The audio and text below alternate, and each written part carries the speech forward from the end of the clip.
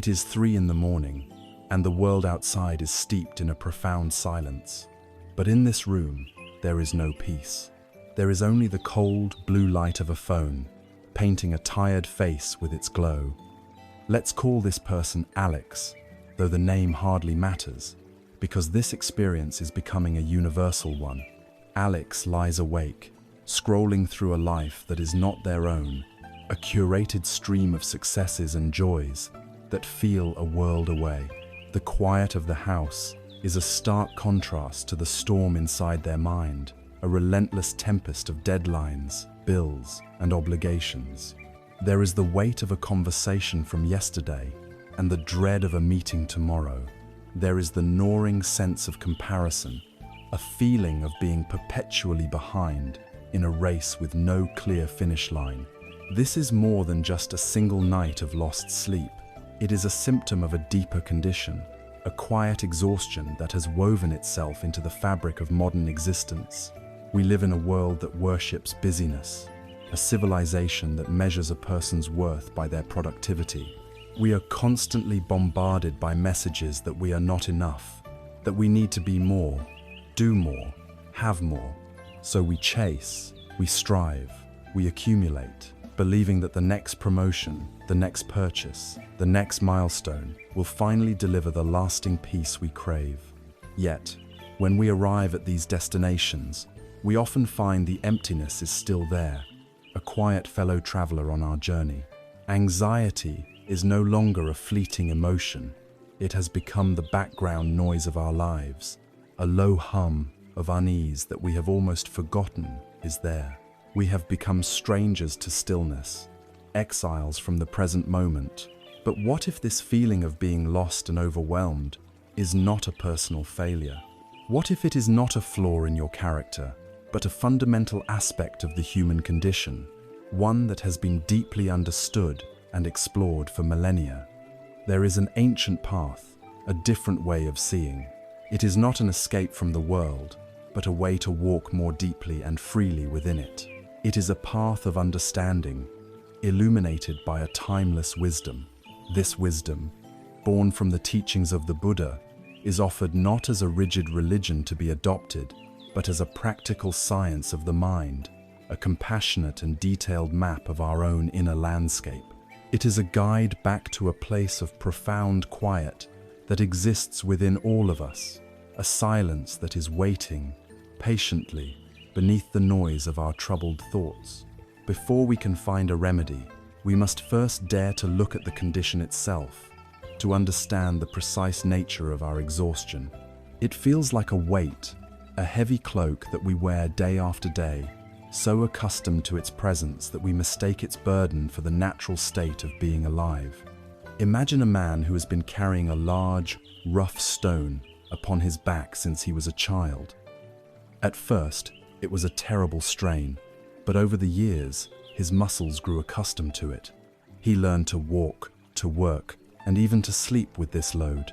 He forgot the feeling of a straight back, of an unburdened stride. The stone became a part of him, an unseen, unquestioned reality. We are, in so many ways, that person, and the stone we carry is the pervasive, relentless anxiety of the modern world. Its weight is not forged from a single heavy element, but from a complex alloy of cultural pressures and internal habits that have become our second nature. The first layer of this weight is the doctrine of our times, the gospel of hustle culture. We are told, through 1,000 subtle and overt messages, that our value as human beings is inextricably linked to our productivity. The busier we are, the more important we must be.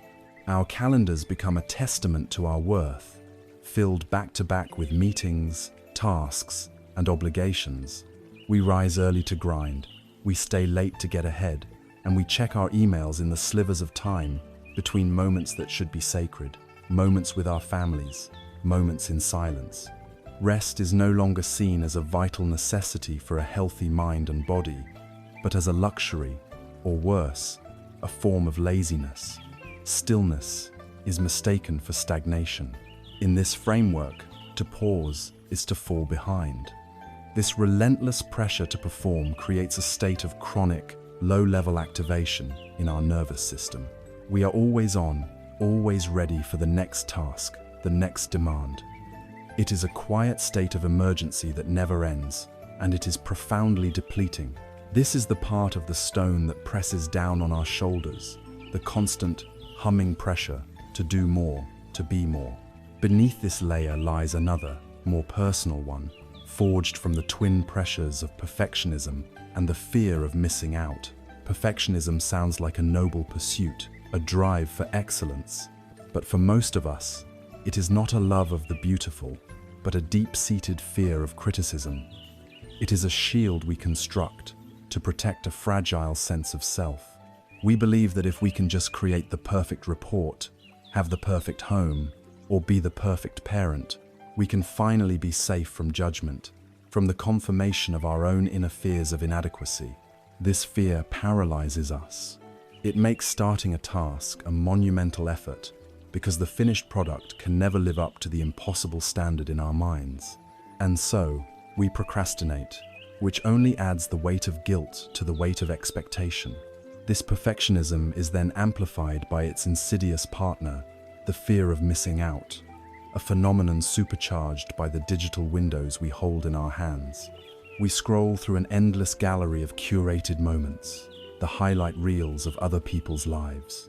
We see the promotion, but not the 70-hour work weeks that led to it. We see the idyllic vacation, but not the credit card debt that funded it. We see the perfect family portrait, but not the argument that took place just moments before the photo was snapped. Our own messy, complicated, and beautifully imperfect reality feels drab and insufficient in comparison. We begin to question our own choices, our own path. Am I in the right career? Am I with the right person? Should I have moved to that other city? The mind is caught in a web of infinite possibilities, and the life we are actually living feels like a consolation prize. This is another part of the stone, the jagged edge of comparison that digs into our back, whispering that we are never quite where we are supposed to be. With these external pressures and internal standards firmly in place, the mind begins to perform its most draining and futile activity: constant, uncontrolled time travel. Our consciousness, which has the incredible potential to rest in the vibrant aliveness of the present moment, becomes a restless ghost, haunting the corridors of the past and the imagined hallways of the future. It slips back in time, replaying a clumsy sentence from a conversation, a mistake made years ago, a moment of embarrassment. It analyzes these moments endlessly, dissecting them, judging them, bathing them in the harsh light of regret and shame. Each replay reinforces the neural pathways of self-criticism, deepening the grooves of our own perceived failures. Then, just as suddenly, the mind catapults itself into the future. It becomes a frantic scriptwriter, authoring 1,000 potential tragedies. It rehearses arguments that may never happen, worries about illnesses that may never manifest, and visualizes failures that are purely hypothetical. The crucial thing to understand is that our bodies do not know the difference between a real threat and a vividly imagined one. When your mind rehearses a confrontation with your boss, your heart rate increases, your muscles tense, and your body releases stress hormones like cortisol and adrenaline. Just as if the confrontation were actually happening, you are experiencing the physiological toll of 100 possible futures, none of which have occurred. In all of this mental activity, this frantic shuttling between a past that is gone and a future that is not yet real, we are completely absent from the only place where life ever truly unfolds. Right here, right now. The texture of the air on your skin, the simple miracle of your own breath, the quiet presence of the room you are in, all of it is lost. We are carrying the heavy baggage of everything that has been and the crushing weight of everything that might be, and in doing so, we miss the lightness of what simply is. This leads us to the final, most crucial element of this unseen weight: the constant internal noise generated by a nervous system that has forgotten how to be at peace. Our fight or flight response is a magnificent evolutionary tool designed to save us from immediate physical danger. If a tiger walks into the room, the surge of adrenaline that prepares you to run or fight is essential for survival. But in our modern world, the tigers are abstract. The tiger is an email with an urgent subject line. The tiger is a notification on your phone. The tiger is the evening news. Our bodies respond with the same ancient, life-saving alarm, but there is no physical action to take, no predator to escape. The stress hormones flood our system with nowhere to go. The alarm bell is constantly ringing, creating a background hum of anxiety, a state of hypervigilance that becomes our baseline. This is the internal noise. It is the engine of our exhaustion, running day and night, depleting our reserves, making true rest impossible. So we return to the man with the stone on his back. For the first time, perhaps, he has stopped walking. Someone has asked him, "Why are you carrying that?" And for the first time, he is becoming aware of the load itself, feeling its specific points of pressure, its dense composite nature. He is beginning to understand that the stone is made of these things, of the pressure to always be productive, of the fear of not being good enough, of the endless comparisons, of the ghosts of his past and the phantoms of his future. He is not free of it yet, but a monumental shift has occurred. He is aware of it. And in this awareness, there is power. The first step in putting down a burden is to realize you are carrying it. And now that we have seen this weight, now that we have felt its contours, we must ask a more fundamental question. What is this experience of dissatisfaction at its very core? Buddhist wisdom gives it a name that serves not as a label of despair, but as a first honest diagnosis on the path to healing. Having felt the presence of this unseen weight, our next step is not to struggle against it, nor is it to ignore it and hope it goes away. The path of wisdom invites us to do something far more radical and far more courageous. It asks us to turn towards it, to look at it gently, and to call it by its proper name. In the language of the Buddha, this fundamental state of unease is called dukkha. This ancient Pali word is often translated into English simply as suffering, but this translation, while not entirely wrong, is profoundly incomplete. To the Western ear, suffering conjures images of immense tragedy, of famine, war, or devastating disease. While dukkha certainly includes these things, its meaning is far broader, more subtle, and much more personal. It is the missing piece in our understanding of the human heart. To truly grasp it is to hold a key that unlocks the very mechanism of our discontent. Think of dukkha not as a single, monolithic event, but as a spectrum of experience. It is the pervasive background hum of dissatisfaction that runs through our lives, even on our best days. It is the subtle feeling that something is not quite right, the sense that something is missing, the low-grade anxiety that whispers to us in quiet moments. It is the frustration of being stuck in traffic when you are already late. It is the boredom that creeps in when stimulation ceases. It is the faint disappointment that follows the achievement of a long-awaited goal. The quiet is this all there is, that echoes after the celebration ends. It is the inherent unreliability of life itself, the fact that things never stay perfect, that our bodies age, that our moods shift like the weather, that even the most profound moments of joy are, by their very nature, fleeting. To acknowledge dukkha is to acknowledge this fundamental truth about existence. It is not an act of pessimism. It is an act of radical realism, the first step towards genuine freedom.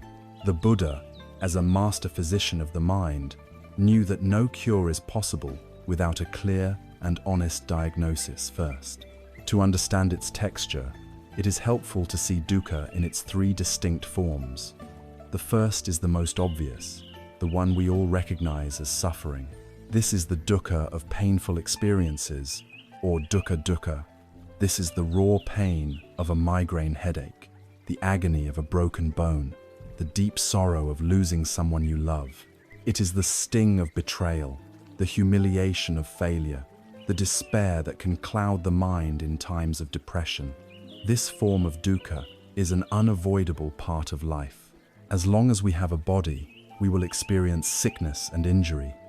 As long as we have a heart, we will experience loss and grief.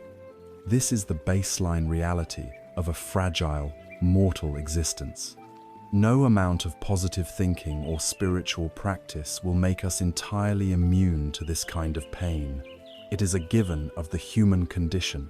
The second form of dukkha is more subtle and, for many of us in the modern world, far more pervasive. It is called viparinama dukkha, the suffering that arises from change. This is the pain that comes from the fact that our pleasant experiences do not last. We grasp and cling to moments of happiness, trying to freeze them in time, but the law of the universe is change. The blissful peak of a new romance eventually mellows into the comfortable and sometimes challenging reality of a long-term relationship. The delicious taste of a favorite meal is gone in a few moments. The vibrant energy and excitement of a vacation inevitably gives way to the return to routine. The suffering here is not in the joy itself, but in our desperate attempt to hold on to it when its nature is to pass.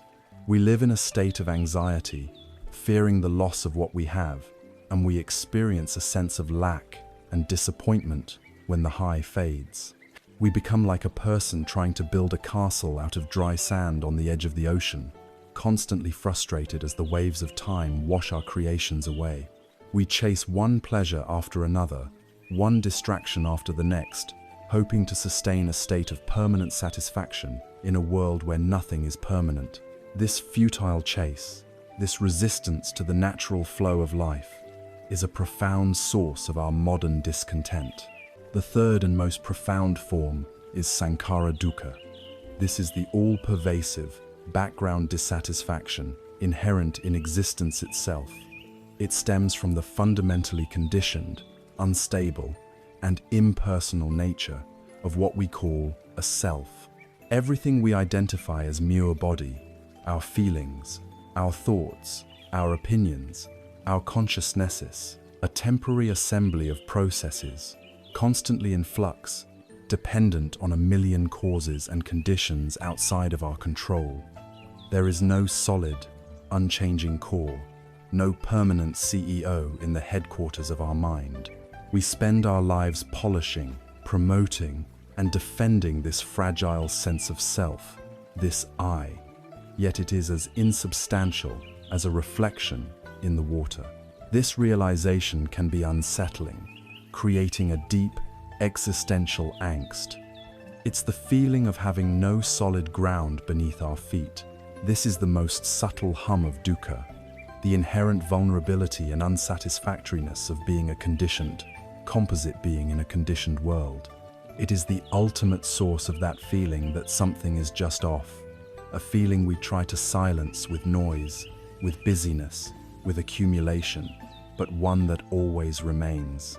To illustrate how we compound our own pain, the Buddha told a simple, powerful story, the parable of the two arrows. He said that in life, from time to time, we are all shot by an arrow. This first arrow is the unavoidable pain of existence's sickness, loss, failure, the pains of dukkha. It hurts. This is natural. But then, most of us, immediately after being struck by the first arrow, shoot a second arrow into ourselves. This second arrow is our reaction to the first.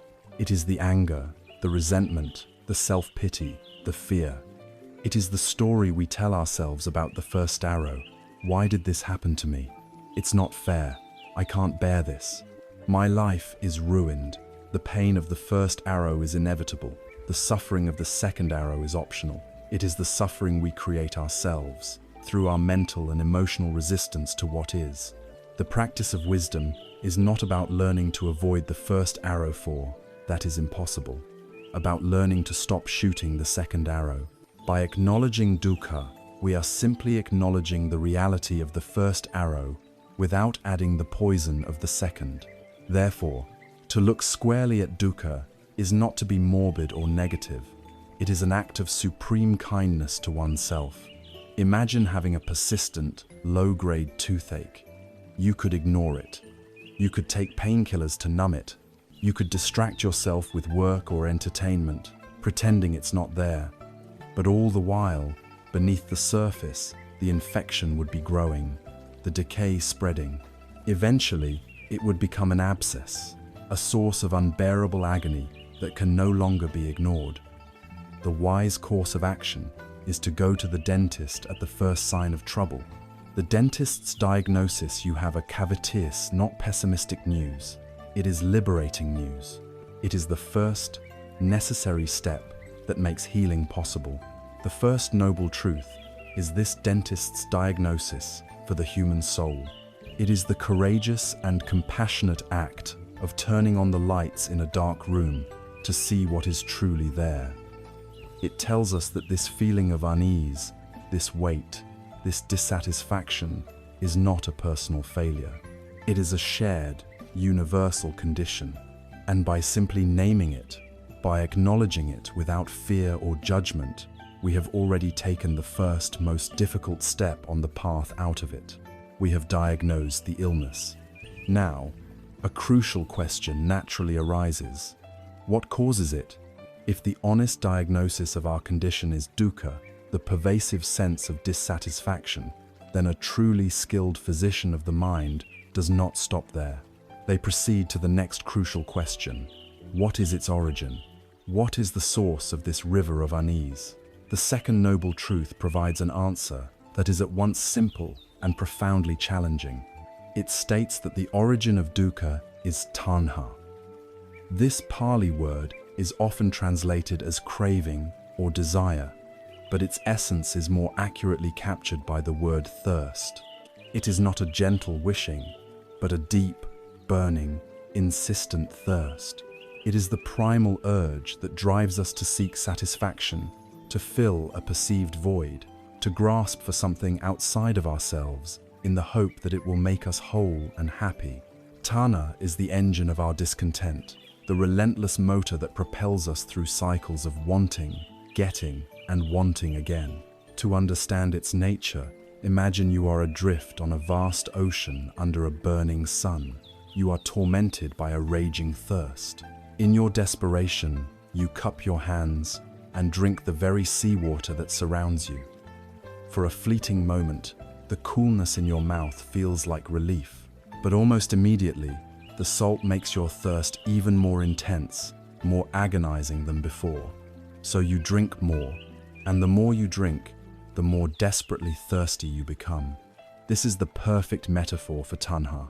Our attempts to quench the inner thirst with the salt water of worldly pleasures, achievements, or distractions only deepen the fundamental craving itself. It is a feedback loop of suffering, and we are often its unconscious participants. This thirst is not a single urge, but manifests in three distinct, though interconnected, streams. The first and most recognizable stream is kama tanha, the thirst for sensual pleasures. This is the craving that is mediated through our six senses, the desire for beautiful sights, pleasant sounds, agreeable smells, delicious tastes, comfortable physical sensations, and stimulating ideas or thoughts. In our modern, hyper-stimulated world, this form of tanha is constantly being provoked and amplified. It is the engine of consumerism. We are relentlessly encouraged to believe that our happiness lies in the next purchase, the next upgrade, the next experience. It is the almost unconscious reflex to pull out our phone and scroll through a feed of visually pleasing images, a hunt for a quick dopamine hit of novelty. It is the craving for the perfect meal, the designer clothing, the luxury car. It is the desire to binge-watch an entire series, immersing ourselves in a fictional world to escape the texture of our own.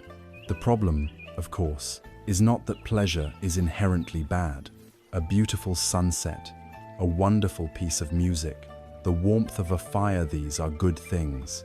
The dukkha arises not from the pleasure itself, but from the clinging to it, the dependence on it for our well-being. The pleasure is always temporary, a fleeting guest.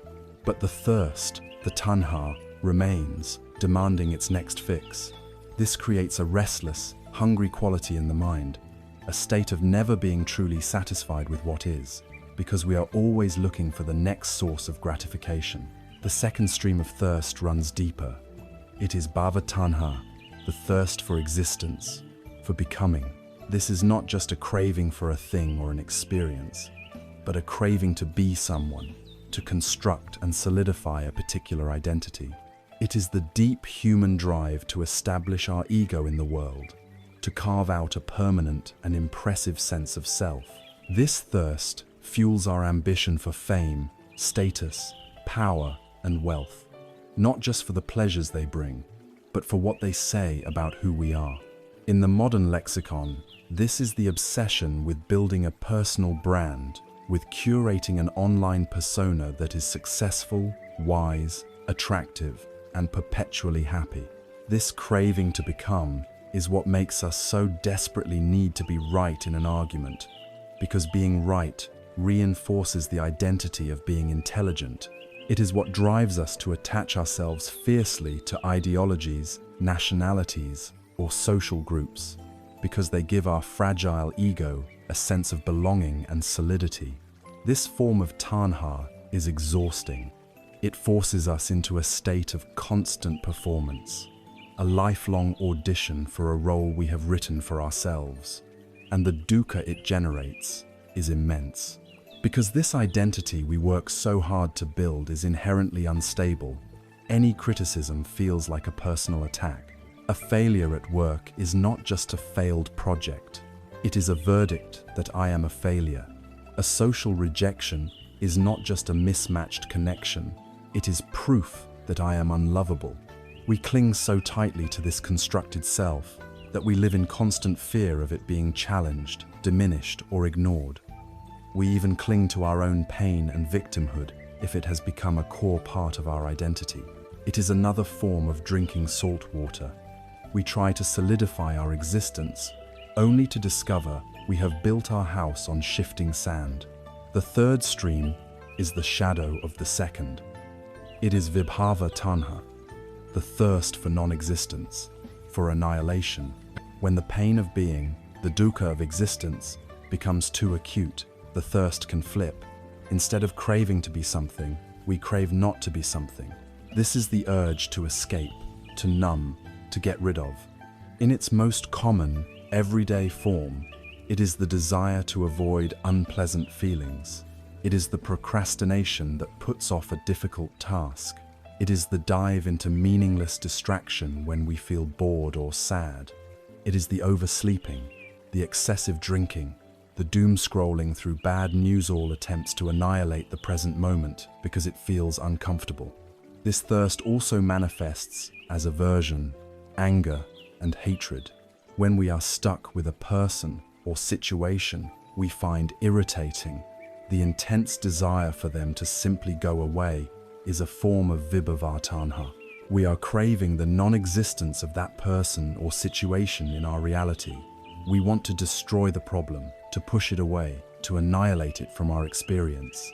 In its most tragic and extreme manifestation, this thirst for non-existence can become the desire for self-destruction, the ultimate attempt to escape from a pain that feels unbearable. But even in its mildest forms, this too is like drinking salt water. Our attempts to numb or escape our pain often lead to more complex problems, creating new layers of regret, addiction, and suffering, and deepening the original wound we were trying to avoid. These three thirsts, the thirst for pleasure, the thirst for being, and the thirst for not being, are the secret source of the river of our discontent. They are the restless energy that keeps the wheel of dukkha turning day after day. The second noble truth is not a moral judgment. It does not say that you are bad for having these cravings. It simply points, with the cool precision of a physician, to the cause of the fever. It reveals that the unseen weight we carry is fastened to us by these very cords of thirst. This revelation is not a cause for despair. On the contrary, it is the most hopeful of all diagnoses. Because if our suffering has a specific, identifiable cause, then it follows logically that it can have a cessation. If a fire is being fed by a steady supply of fuel, then by simply cutting off the fuel, the fire will inevitably burn out. The thirst, the tanha, is the fuel. And the possibility of stopping the supply, of letting the fire of suffering gently die down, is what we will turn to next. We have walked through the shadows. We have looked with courage at the pervasive dissatisfaction of our lives, the dukkha that colors our experience. We have identified its source, the relentless, burning thirst of tanha, the craving that promises satisfaction but delivers only more thirst. To stop here would be to leave a patient with a diagnosis and a cause, but with no hope for a cure. It would be a journey into despair. But the physician of the mind, the Buddha, did not stop here. In fact, the first two truths serve only as a prelude to the third, a truth so profound and so liberating that it forms the very heart of his teaching.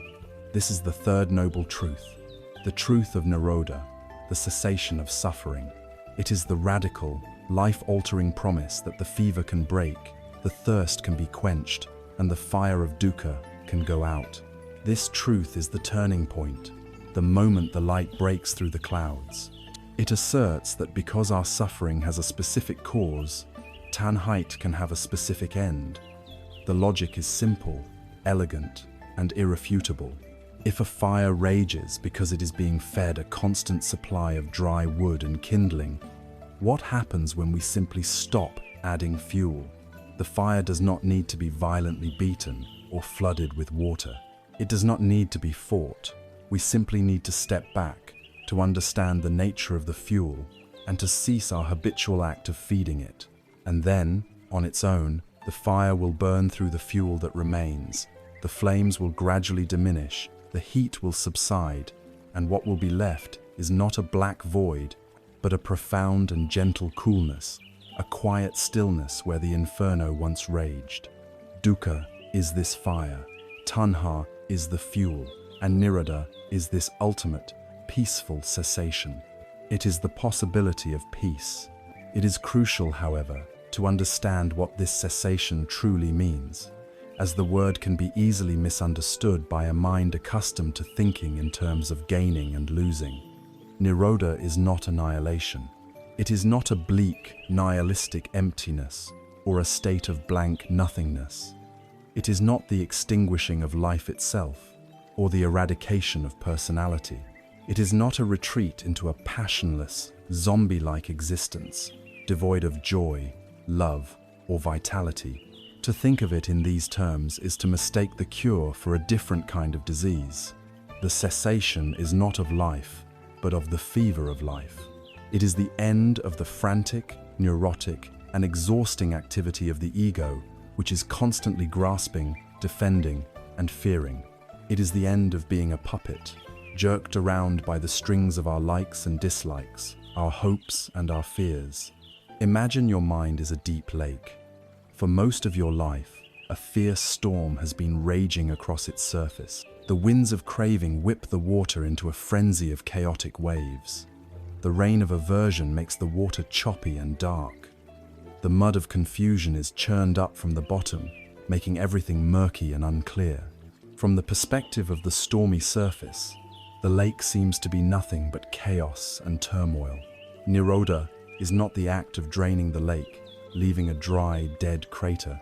Nirodha is the storm passing. It is the moment when the winds of tanha cease to blow, and when they do, the lake, of its own accord, settles, the waves subside, the mud slowly sinks back to the bottom, and the natural quality of the water is revealed, vast, still, and perfectly clear, reflecting the sky above without distortion. The lake doesn't become nothing, it becomes what it always was, in its most natural and peaceful state. This is the quality of nirodha. So what then? is this state of being that is revealed when the storm of craving passes. It is, first and foremost, a state of profound freedom. It is freedom from the tyranny of I want, I need, I must have. It is the liberation that comes from no longer needing external things, people, possessions, experiences, or statues to feel whole and at peace. It is the end of being a hungry ghost, forever seeking the next meal, but never feeling full. When this thirst is pacified, there is an incredible lightness, a sense of having put down the heaviest of burdens, the burden of constantly needing reality to be different than it is. Secondly, it is a state of supreme clarity. With the waters of the mind no longer churned by hope and fear, we can see reality with a pristine, unbiased vision.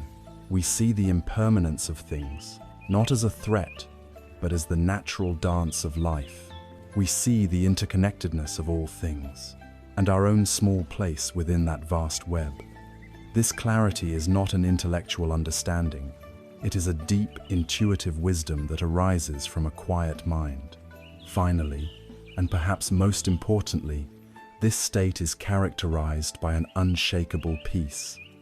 The Pali word often used is sitibhava, which means a state of coolness. This is the perfect antidote to the burning of craving and aversion.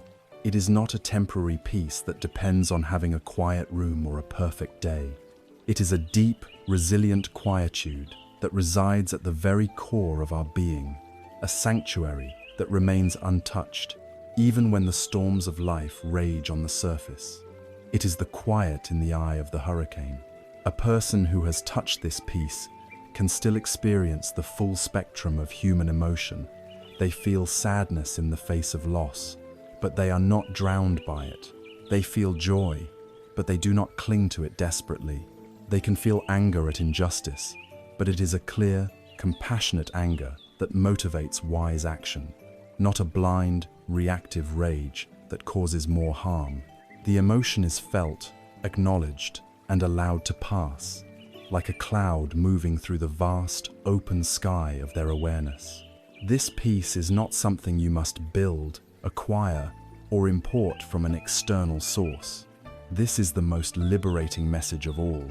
It is your inherent nature. The clear sky is always present, even on the cloudiest of days. The quiet lake is always there, beneath the most violent of storms. The practice is not about creating the sky or the lake, but simply about creating the conditions for the clouds and the storm the habits of tanhato naturally dissipate. This truth shifts our entire orientation from a desperate search for something we lack to a gentle process of uncovering something that is already and has always been within us. And so, the third noble truth stands as a beacon of profound hope. It tells us that the prison of our suffering has a door, and that this door is not locked. It assures us that an end to the struggle is possible. We have seen the illness, dukkha. We have identified its cause, tanha, and now we have been given the prognosis. A full recovery, nirodha, is possible. The diagnosis is complete. The logical, practical, and vital question that now arises is, what is the prescription? What is the specific, tangible, step-by-step path we must walk to bring about this cessation in our own lives? This question leads us directly to the final and most practical of the Four Noble Truths, the path itself. We have now arrived at the very heart of the practical journey. We have stood before our own unease and given it a name, dukkha. We have peered into its mechanisms and identified its root cause, the burning thirst of tanha. And we have been shown a vision of hope, the profound possibility of peace that is nirodha, the cessation of this suffering. Imagine visiting a wise physician. In the first part of the consultation, she listens to you and diagnoses your illness. In the second, she explains precisely what is causing it. In the third, she looks you in the eye and says with complete confidence, there is a cure for this condition. You can be well again. In this moment, a great weight lifts. Hope is born. But there is one vital piece of information still missing: the prescription. What must you actually do to bring about this cure? The fourth noble truth is this prescription. It is the detailed, practical, and comprehensive treatment plan for the human condition. It is called Magga, the Noble Eightfold Path. This is not a set of commandments handed down from on high, nor is it a collection of philosophical beliefs you must blindly accept. It is a path to be walked, a way of living to be cultivated, a set of skills to be developed. It is the Buddha's answer to the ultimate practical question: how do I live my life in such a way that I can be free from suffering and find lasting peace? The word that begins each of these 8 factors is samma, often translated as right. But right here does not imply a rigid moral judgment, as if all other ways are wrong. A more skillful translation might be wise, skillful, complete, or whole. It refers to that which is in harmony with reality, that which leads directly to the quenching of thirst and the uprooting of dukkha. It is the way of balance, the way of wisdom in action. Before we look at the 8 factors individually, it is essential to understand that this is not a linear, sequential path, like a set of stairs you climb one after another. It is a holistic and integrated system where each part supports and strengthens all the others. Imagine a wheel with 8 spokes. For the wheel to be strong and to roll forward smoothly, all 8 spokes must be present and connected to the hub. If you have only 1 or 2 spokes, the wheel collapses. Likewise, these 8 factors are to be developed simultaneously, each one enriching the others in a virtuous, upward spiral. To help us understand their synergy, these 8 factors are often grouped into 3 essential trainings. These are sila, the training in ethical conduct; samadhi, the training in mental discipline; and paññā, the training in wisdom. Ethical conduct provides the calm and stable foundation for mental discipline. A disciplined and concentrated mind is the tool required to develop profound wisdom, and wisdom, in turn, informs our conduct and our mental training, making them more skillful. Let us now look briefly at each of the 8 factors held within this threefold structure. The path begins with the division of wisdom, or paññā, for without a clear sense of direction, any effort is likely to be wasted. The first factor, the very foundation of the entire path, is right view. This is the compass that guides our every step. Right view is quite simply seeing the world and ourselves clearly, as they truly are, free from the distortions of our hopes and fears. At its most fundamental level, it is the clear understanding of the 4 noble truths themselves. Understanding what dukkha is, how it is caused by tanha, that its cessation is possible, and that the eightfold path is the way to that cessation. It is the cognitive shift that reorients our entire being, moving us from a life based on delusion and misunderstanding to a life based on clarity and truth. It is the map for the journey ahead. The second factor in the division of wisdom is right intention, sometimes translated as right thought or right resolve. If right view is the map, then right intention is the act of deciding on our destination and turning our vehicle in that direction. It is about purifying our inner world, aligning our motivations with our newfound wisdom. It ensures that the why behind our actions is a skillful one. This intention is threefold. It is the intention of renunciation, which is the resolve to let go of our clinging and attachment. It is the intention of loving, kindness, the resolve to abandon ill will and to cultivate goodwill towards all beings. And it is the intention of harmlessness, the resolve to abandon cruelty and to cultivate active compassion. With this foundation of wisdom, we move to the division of ethical conduct, or sila. This is how our inner wisdom manifests externally in our interactions with the world. It is about living in a way that causes no harm to ourselves or others, thereby creating a life of outer peace that is conducive to inner peace. The third factor is right speech. This is the practice of using our words with conscious intention, recognizing their power to create either harmony or discord.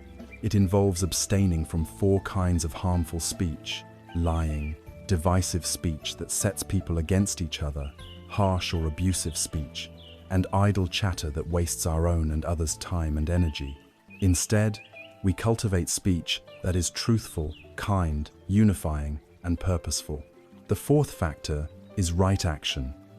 This involves aligning our physical actions with our ethical intentions. At its core, it is the commitment to abstain from 3 actions: taking life, taking what is not given, and engaging in sexual misconduct that causes harm to ourselves or others. It is about embodying a reverence for life and a respect for the well-being and property of all. The fifth factor is right livelihood. This is a profound recognition that our practice must extend into our professional lives. It is the commitment to earn our living in a way that is honest, ethical, and does not involve harming other beings or trading in things that cause harm, such as weapons, poisons, or intoxicants. It ensures that the way we spend the majority of our waking hours is not in conflict with our deepest values. Finally, we come to the division of mental discipline, or samadhi. This is the heart of the inner work, the direct training of our own consciousness. The sixth factor is right effort. This is not a tense, forceful striving, but the gentle, joyful, and persistent energy of a gardener. It is the fourfold practice of preventing unwholesome states from arising, abandoning unwholesome states that have already arisen, cultivating wholesome states that have not yet arisen, and maintaining the wholesome states that are already present. It is the skillful management of our own mental energy. The seventh factor, perhaps the most well-known in the modern world, is right mindfulness. This is the capacity to be present with our own experience in this very moment, without judgment. It is the ability to pay bare attention to our body, our feelings, our mind states, and the content of our thoughts. Mindfulness is the anchor that brings the wandering mind back from its travels in the past and future, grounding it in the living reality of the now. It is the steady, unwavering light of awareness that illuminates our inner world. The eighth and final factor is right concentration. As mindfulness keeps our attention present, right concentration is the skill of unifying that attention, gathering the scattered fragments of our consciousness and bringing them to a point of stillness and power. It is the ability to place the mind on a single, wholesome object and have it remain there, unshaken. This state of collected, unified consciousness is clear, bright, and potent.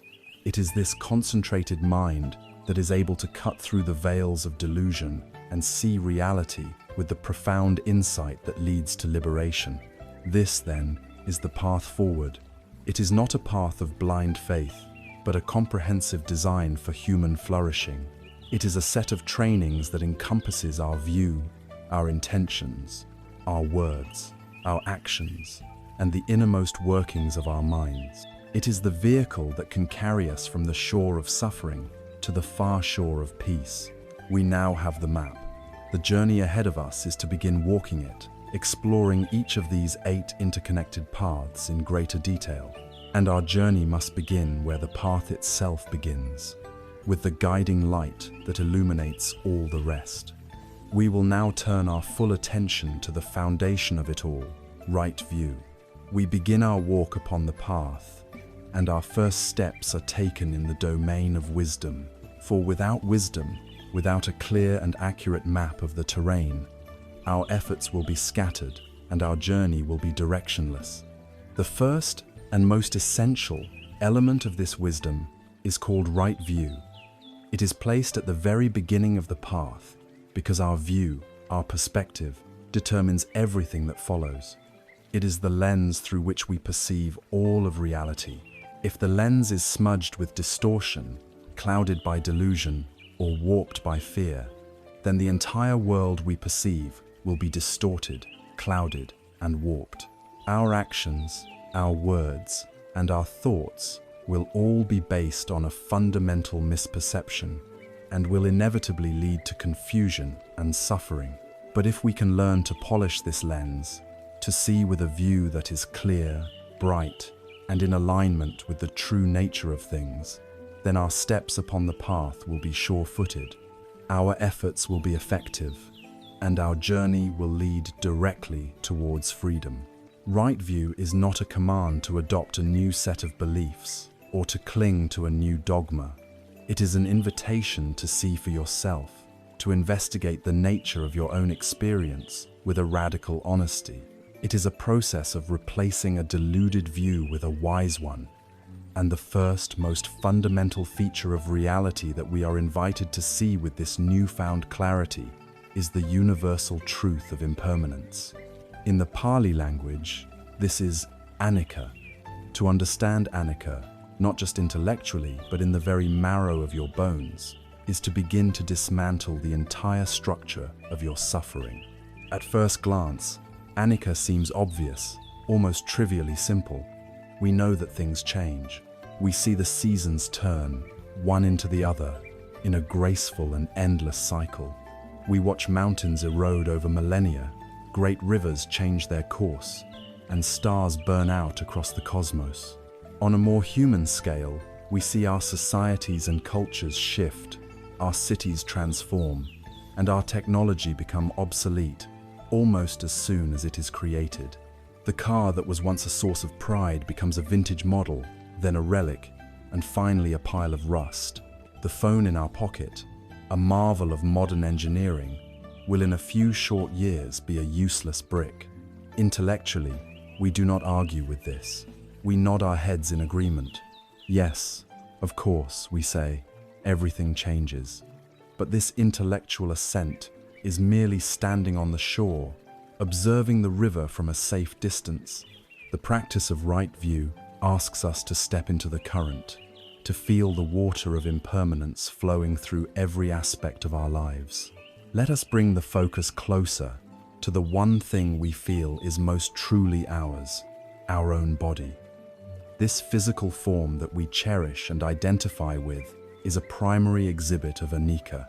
You are not the same person you were 10 years ago. Not a single cell may be the same. Your body is not a static object, but a dynamic process, a constant flow of arising and passing away.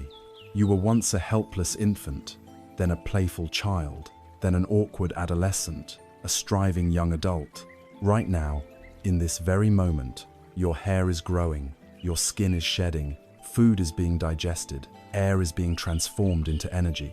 Your body is aging. This is not a morbid or pessimistic statement. It is a simple fact. We spend enormous amounts of energy, time, and money trying to halt this process, to freeze our bodies at a particular age, to resist the natural, graceful, and inevitable flow of life. We cling to youth, we fear old age, we dread sickness. This resistance, this struggle against the undeniable reality of our own physical impermanence is a profound source of dukkha. To see anicca clearly is to begin to soften this resistance, to relate to our bodies not as a permanent possession to be preserved at all costs, but as a precious, temporary vessel that we have the privilege of caring for during its ever-changing journey. Now, we must bring the lens of our awareness to an even more subtle and intimate domain, the landscape of our own mind, the stream of our moment-to-moment experience. Here is where the transformative power of seeing anicca truly reveals itself. Consider your feelings. Where do they come from? Where do they go? A feeling of joy arises, perhaps from a kind word or a beautiful sight. It swells in the heart, a warm and pleasant glow. We immediately cling to it. This is wonderful, we think. I want this to last forever. But it does not. It cannot. It peaks. It plateaus.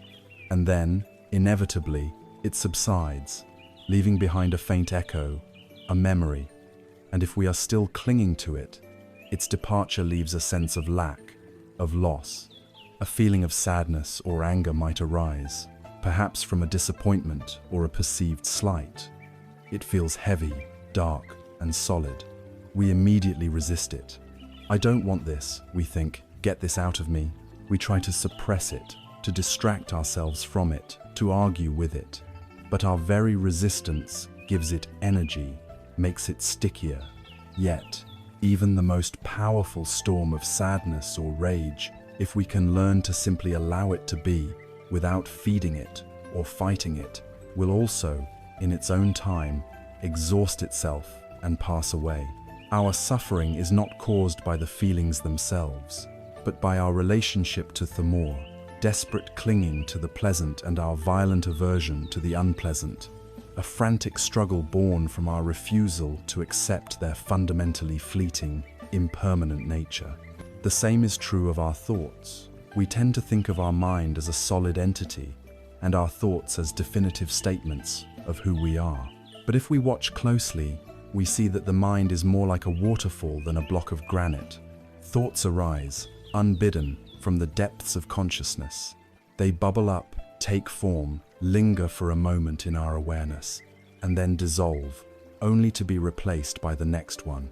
A memory, a plan, a judgment, a fantasy, a worry. They flow in an endless, chaotic, and often contradictory stream. The profound error we make is to identify with this stream. We snatch a single, passing thought out of the current and say, "This is me. I am this angry thought. I am this fearful thought. I am this inadequate thought." We give it a solidity and a significance it does not possess. We build our identity upon these ephemeral puffs of mental energy. To see Anika in the mind is to learn to sit on the bank of this mental river and simply watch the thoughts flow by without grabbing onto them, without judging them, and without believing they are who we are. When we can see a thought as just a thought, impermanent, impersonal, and insubstantial, it loses its power to torment us. There is a timeless story from the life of the Buddha that illustrates this journey from a state of resistance to a state of wise acceptance of impermanence. A young woman named Kisa Gotami was blissfully happy with her husband and their newborn son. But one day, tragedy struck and the infant died. Kisa Gotami was consumed by a grief so powerful it bordered on madness. She refused to accept her son's death. Clasping his tiny, lifeless body to her chest, she went from house to house, desperately begging for a medicine that could bring him back to life. Some people mocked her, others pitied her, but no one could help her. Finally, a wise man saw her inconsolable grief and directed her to the Buddha, saying that if anyone had a medicine, it would be him. Kisa Gotami ran to the Buddha, laid her son at his feet, and pleaded for the miracle cure. The Buddha looked at her with immense compassion and said, "There is only one thing I need to make the medicine that will cure your son. Go back into the village and bring me back a single mustard seed from a house where no one has ever lost a child, a spouse, a parent, or a friend." Kisa Gotami's heart soared with hope. A single mustard seed, that would be easy. She set off immediately, her dead son still in her arms. At the first house, a kind woman offered her a handful of mustard seeds. But when Kisa Gotami asked if anyone in this house had ever died, the woman's face fell. "I have," she said quietly. "I lost my husband last year." At the next house, and the next, and the next, the story was the same. Everyone was willing to give her the seeds, but in every single family, someone had experienced the pain of loss. One had lost a mother, another a brother, another a child. House by house, her desperate hope began to transform into a dawning, sober understanding. Her personal, unique agony began to feel like a shared, universal truth. The phrase echoed in her heart with each refusal: "The living are few, but the dead are many." As evening fell, she could not find a single household untouched by death. Her frantic energy subsided, replaced by a deep, quiet clarity. She took the body of her son to the charnel ground outside the village and laid him to rest. As she watched the funeral pyres, and the flickering oil lamps of the town. She saw them flare up into brightness, and then, one by one, flicker and die out. In that moment, her personal grief merged with the universal law of anicca. This is the nature of all things, she realized. They arise and they pass away. She had not found the magical medicine she sought, but she had found something far more profound, the wisdom that liberates from suffering. She had stopped fighting the river and had realized she was the river. This is the journey of right view. It is the journey Kisa Gotami made, from the personal why me to the universal. This is the nature of things. The practice of seeing anicca is our own moment-to-moment version of her walk through the village. We do it when we mindfully observe our own breath, noticing the beginning, the middle, and the end of each inhalation, the pause, and the beginning, middle, and end of each exhalation. Each breath is a miniature drama of arising and passing. We do it when we notice an itch on our skin and simply watch it, feeling it intensify and then fade, without the habitual reaction of scratching. We are learning to be with change. We do it when we allow a difficult emotion to be present in our body as pure energy, without getting lost in the story it tells us, simply observing its impermanent, wave-like nature. When we practice in this way, our relationship to life begins to fundamentally shift. We begin to hold everything more lightly. We can love people and experiences more fully and purely, because our love is not tainted by the constant, anxious fear of their inevitable loss. We become more resilient, less shattered by the ups and downs of life, because we understand that change is not a personal failure or a cosmic punishment, but simply the way things are. And paradoxically, by fully accepting the transient nature of each moment, we become more deeply present for it. We know that this moment, this very breath, will never come again, and so it becomes infinitely precious. This deep, sustained seeing of impermanence, this understanding of anicca, is the first great pillar of right view. But as we look, as we see that everything around us and within us is in a state of constant, unrelenting flux, a profound and unsettling question naturally begins to form in the mind. If my body is always changing, if my feelings are always changing, if my thoughts are always changing, then who or what is this I that I believe is so solid, so permanent, so in control? If all the components of the machine are constantly being replaced, where is the machine itself? This question, born from the clear seeing of impermanence, leads us directly to the next, even deeper layer of right view, the truth of anatta, or no, self. Having seen the universal truth of impermanence, that all things around us and within us are in a state of constant flow, we are naturally led to what is perhaps the most profound and challenging inquiry on the path of wisdom. If our bodies are changing, our feelings are fleeting, and our thoughts are an endless, flowing stream, then who is it that is experiencing all of this? Where is the permanent, unchanging I at the center of it all? The clear, unflinching seeing of impermanence, anicca, serves as the doorway to the second great mark of existence, anatta, which is often translated as no, self, or not self. This teaching can, at first, sound frightening or nihilistic. The ego, the sense of me that we have spent a lifetime constructing and defending, recoils from the idea of its own non-existence. But this teaching is not a declaration that you do not exist. It is an invitation to see that you do not exist in the way you think you do.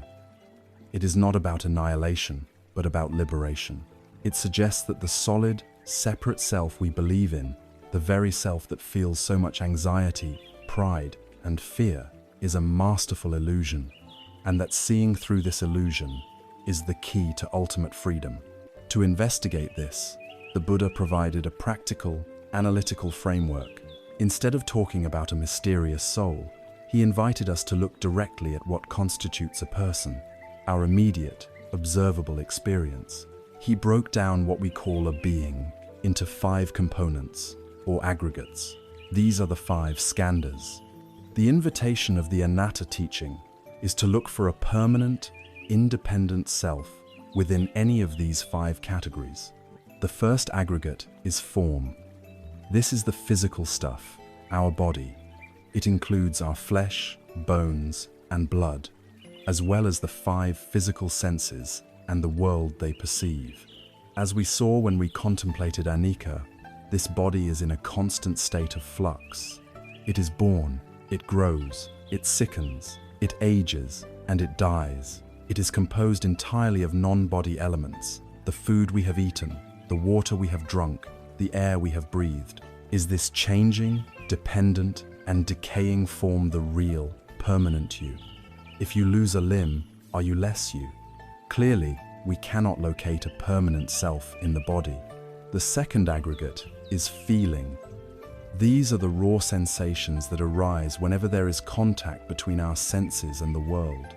They fall into 3 categories: pleasant, unpleasant, and neutral. As we have seen, feelings are like bubbles on the water. They arise, they stay for a moment, and they pop.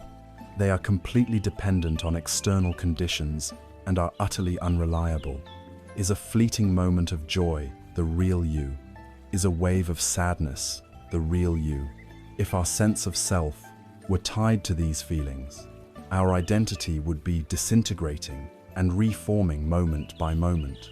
The third aggregate is perception. This is the faculty of recognition, the part of the mind that identifies and labels our experience. It sees a shape and color and says, "That is a blue cup." It feels a sensation and says, "This is anger." Perception is essential for functioning in the world, but it is also conditioned by our past experiences, our language, our culture, and our biases. 2 people can perceive the exact same event in completely different ways. Is this conditioned, often mistaken labeling process the real you? The fourth aggregate is mental formations. This is a vast and varied category that includes all of our volitional activities, our habits, our opinions, our beliefs, our prejudices, our intentions, our desires, and our fears. These are the most characteristically personal aspects of who we think we are, but upon investigation, we can see that all of these are learned and acquired. Our opinions change, our desires shift, our habits can be broken and reformed. They are not a solid core of selfhood, but rather conditioned responses and tendencies. Is your political view the real you? Is your preference for a certain kind of music the real you? These are temporary characteristics, not an essential self. The fifth and final aggregate is consciousness. This can be the trickiest. We tend to think of consciousness as a kind of permanent, indwelling spirit, the background screen upon which everything else plays out. But Buddhist analysis shows that consciousness is also a conditioned process. It is not a monolithic entity, but a series of discrete moments of awareness that arise in dependence upon the other aggregates. Eye consciousness arises when the eye, a form, and light come together. Ear consciousness arises when the ear and a sound come together. It is flickering, intermittent, and completely dependent on conditions. It has no independent existence. Is this flickering, dependent awareness the permanent you? When we conduct this investigation, looking for a stable, independent self in each of the 5 aggregates, the conclusion is startling. We cannot find one. The self is not hiding in any of the component parts, nor is it a separate entity that owns or directs the parts. What we call I, or me, or our name, is a conventional label, a convenient designation for the dynamic, flowing, and interconnected process of these 5 aggregates working together. There is a famous dialogue from the Buddhist texts that beautifully illustrates this point. A sage named Nagasena was approached by King Milinda, a powerful Greco-Bactrian king. The king, a sharp philosophical thinker, wanted to test the monk's wisdom. He asked, "What is your name, venerable sir?" The monk replied that he was known as Nagasena, but that this was just a name, a designation, and that no permanent person could be found. The king was incredulous. He challenged Nagasena, using the analogy of his own royal chariot. "If there is no person," the king asked, "then who is it that wears these robes and takes this food?" He then began to deconstruct the chariot. "Reverend sir, is the pole of the chariot the chariot?" "No, your majesty," replied Nagasena. "Are the wheels the chariot? Is the axle the chariot? Are the reins the chariot?" To each question, Nagasena replied, "No, your majesty."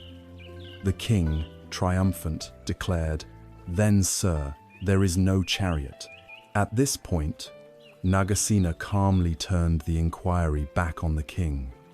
"Your majesty, you say you arrived here in a chariot, but you have said the pole is not the chariot, the wheels are not the chariot, and the axle is not the chariot.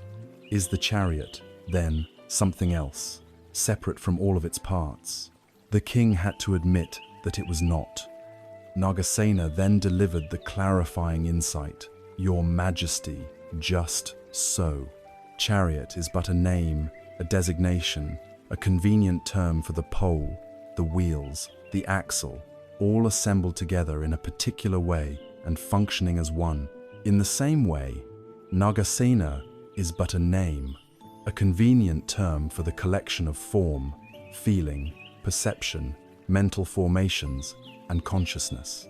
In the absolute sense, there is no person here to be found. Understanding this is not an intellectual exercise. It is the key to unraveling our deepest suffering. So much of our mental anguish comes from the project of defending, promoting, and gratifying this illusory self. Think of pride and insecurity. Both are born from comparing myself to yourself.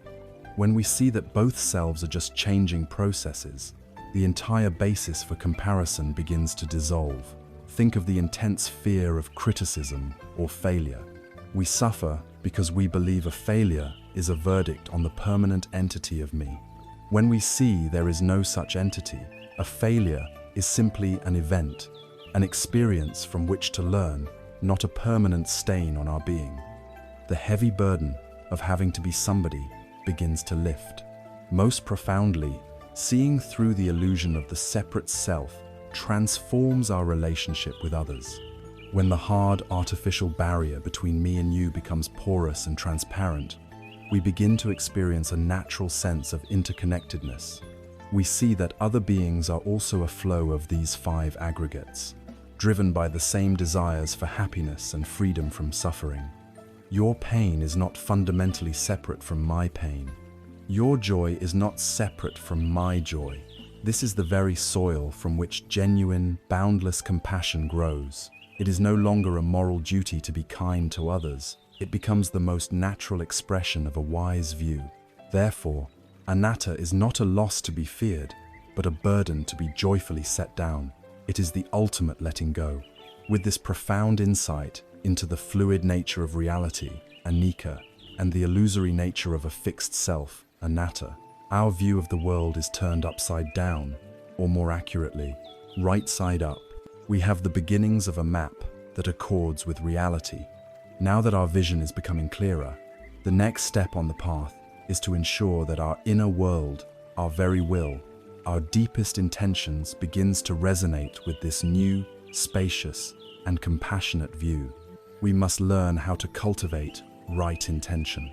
Having established a new foundation with right view, a way of seeing that is aligned with the fluid and selfless nature of reality, the path now guides us to the crucial pivot point where understanding begins its transformation into action. This is the domain of right intention, or samma sankappa. If right view provides the clear map and the accurate compass, right intention is the conscious and deliberate act of setting our course, of turning the rudder of our will towards the destination of peace and liberation. It is the quality of our motivation, the texture of our inner resolve. Every word we speak and every action we take is preceded by an intention a subtle mental impulse. Much of the time, these intentions are unconscious, driven by old habits of craving, aversion, and confusion. The practice of right intention is the practice of bringing these impulses into the light of awareness and skillfully choosing to cultivate intentions that are rooted in wisdom and compassion rather than delusion and fear. It is the understanding that our inner world is like a garden. Our intentions are the seeds we plant. If we sow seeds of greed and hatred, we cannot expect to harvest a life of peace and contentment. If we wish for a beautiful garden, we must learn to consciously plant the seeds of generosity, kindness, and clarity.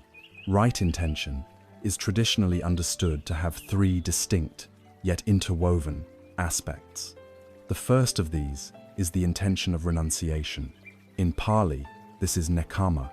The word renunciation can sound severe, conjuring images of self-denial and joyless austerity. But this is a misunderstanding.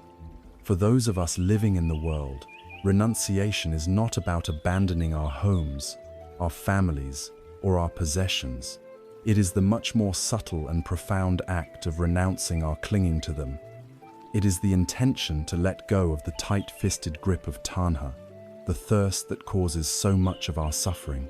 The opposite of this intention is the intention of possessiveness, of sensual craving. This is the default setting for many of us, the mindset of scarcity that whispers, "I need more to be happy. I must acquire that. I must hold on to this." This mindset turns life into a constant, anxious project of accumulation and defense. We are either striving for what we don't have or terrified of losing what we do have. To cultivate the intention of renunciation is to cultivate an inner sense of abundance and contentment. It is to find richness in simplicity. We practice it in small ways throughout our day. When a strong desire for something arises, a new gadget, a particular food, someone's approval, can we simply notice the desire as a wave of energy in the mind and body without immediately needing to gratify it?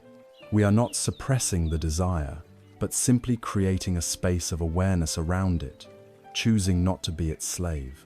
When we experience a moment of profound pleasure, beautiful piece of music, a loving embrace, we enjoy it fully and completely in the moment, without the anxious thought, "How can I make this last forever?" Renunciation is the practice of opening the hand. A clenched fist can neither give nor receive. An open hand can interact with the world freely, appreciating things as they come and letting them go gracefully when they pass. It is the intention to find our happiness not in getting more, but in wanting less. It is a deep, internal sigh of relief. The second aspect of right intention is the intention of loving kindness, or avyapada. This literally means the intention of non-ill will. It is the conscious resolve to respond to the world not with anger, resentment, hostility, or bitterness, but with a spirit of boundless friendliness, gentleness, and goodwill. Its opposite is the intention of ill will, vyapada, which is the mental poison that corrodes our own peace.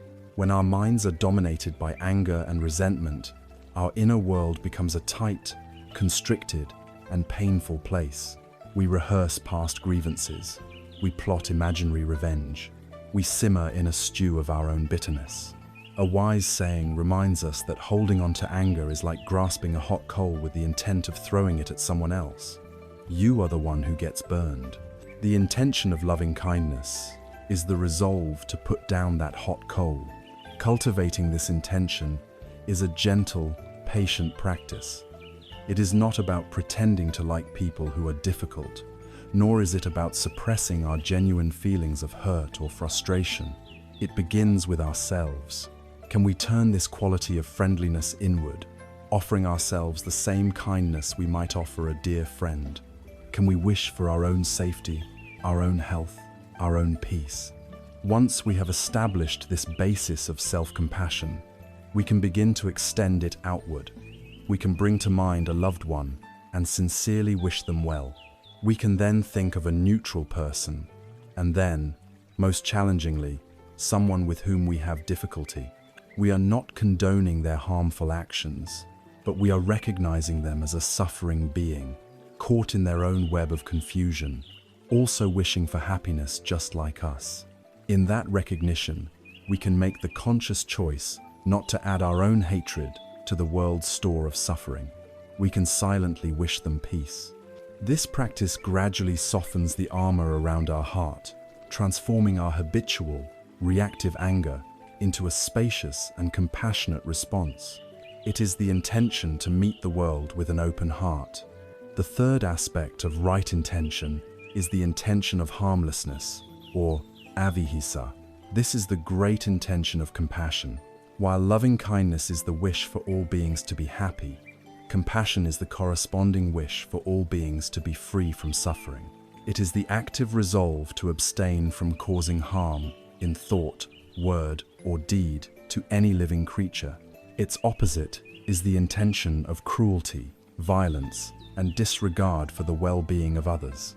This cruelty is not always dramatic. It can be the subtle pleasure we take in someone else's misfortune. It can be the sharp, cutting remark designed to wound another's ego. It can be the willful ignorance that allows us to benefit from systems that cause harm to others, to animals, or to the planet. To cultivate the intention of harmlessness is to develop a profound sensitivity to the interconnectedness of life. It is to recognize that our actions have consequences that ripple out far beyond our immediate perception. It prompts us to ask, will this action or word bring more suffering into the world, or will it help to alleviate it? It guides us to be gentler, not just with other people, but with all forms of life. It encourages us to live in a way that is mindful of our impact, to walk more lightly upon the earth. It is the deep and abiding intention to be a source of safety and refuge in the world, not a source of fear or pain. There is a beautiful old story that perfectly encapsulates the power of intention. An elder is teaching their grandchild, saying, "A fight is going on inside me. It is a terrible fight between two wolves. One is evil. He is anger, envy, sorrow, regret, greed, arrogance, and ego. The other is good. He is joy, peace, love, hope, serenity, kindness, and truth." The grandchild thinks about this for a minute and then asks, "Grandfather, which wolf will win?" The old elder simply replies, "The one you feed." Right intention is the conscious, moment-by-moment choice of which wolf to feed. Our mind will constantly offer us seeds of both wholesome and unwholesome intentions. With awareness, we can learn to recognize the seeds of greed, ill will, and cruelty, and choose not to water them. And we can learn to identify the seeds of letting go, of loving kindness, and of compassion, and to nourish them with our full attention and energy. This conscious cultivation of our inner world is the engine of our transformation. And as these wholesome intentions grow stronger, they naturally seek expression. The very first and most frequent and way our inner state becomes manifest in the outer world is through the words we use. Having resolved to purify our intentions, we now turn our attention to the purification of our speech.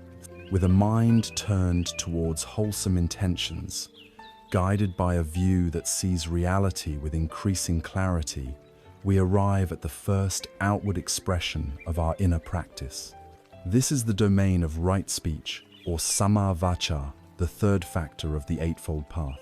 It is here, in the realm of communication, that our inner world of thought and intention most immediately and constantly touches the outer world.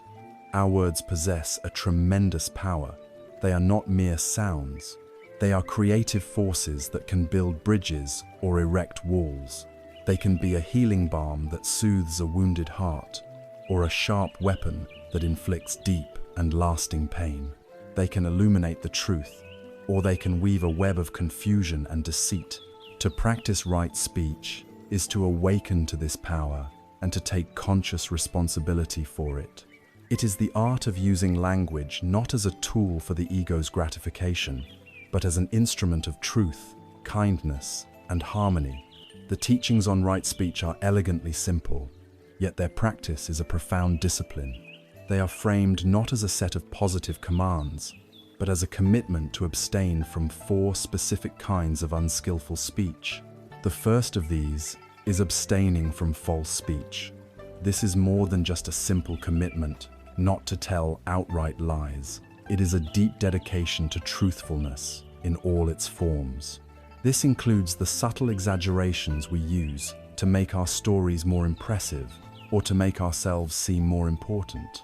It includes the white lies we tell for social convenience, which slowly erode the foundation of trust.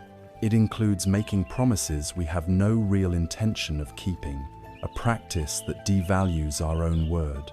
It also encompasses the hypocrisy of saying one thing while believing or doing another, creating a painful and exhausting split between our inner reality and our outer persona. To engage in false speech, no matter how minor, is to live in a state of internal conflict. We must constantly manage and maintain the fiction we have created, which requires a significant amount of mental energy that could be used for more wholesome purposes. It creates a subtle but persistent anxiety, the fear of being found out. Most importantly, it damages our own self-respect. When we cannot trust our own words, we lose faith in ourselves. To cultivate right speech, then, is to cultivate a radical commitment to honesty. It is to value what is true more than we value social ease or the inflation of our ego. It means learning to be comfortable with the simple, unadorned truth, even when it makes us feel vulnerable. By doing so, we become a person of integrity, a refuge of reliability in a world often filled with deception. Others feel safe with us because they know our words reflect our reality. The second aspect of right speech is abstaining from divisive speech. This is speech that is used to drive a wedge between people, to create enmity, suspicion, and discord. Its most common and insidious form is gossip. When we carry tales about one person to another, when we speak ill of someone behind their back, we are engaging in divisive speech. We may do it to feel a sense of belonging with the person we are talking to create a small, exclusive circle by casting someone else out.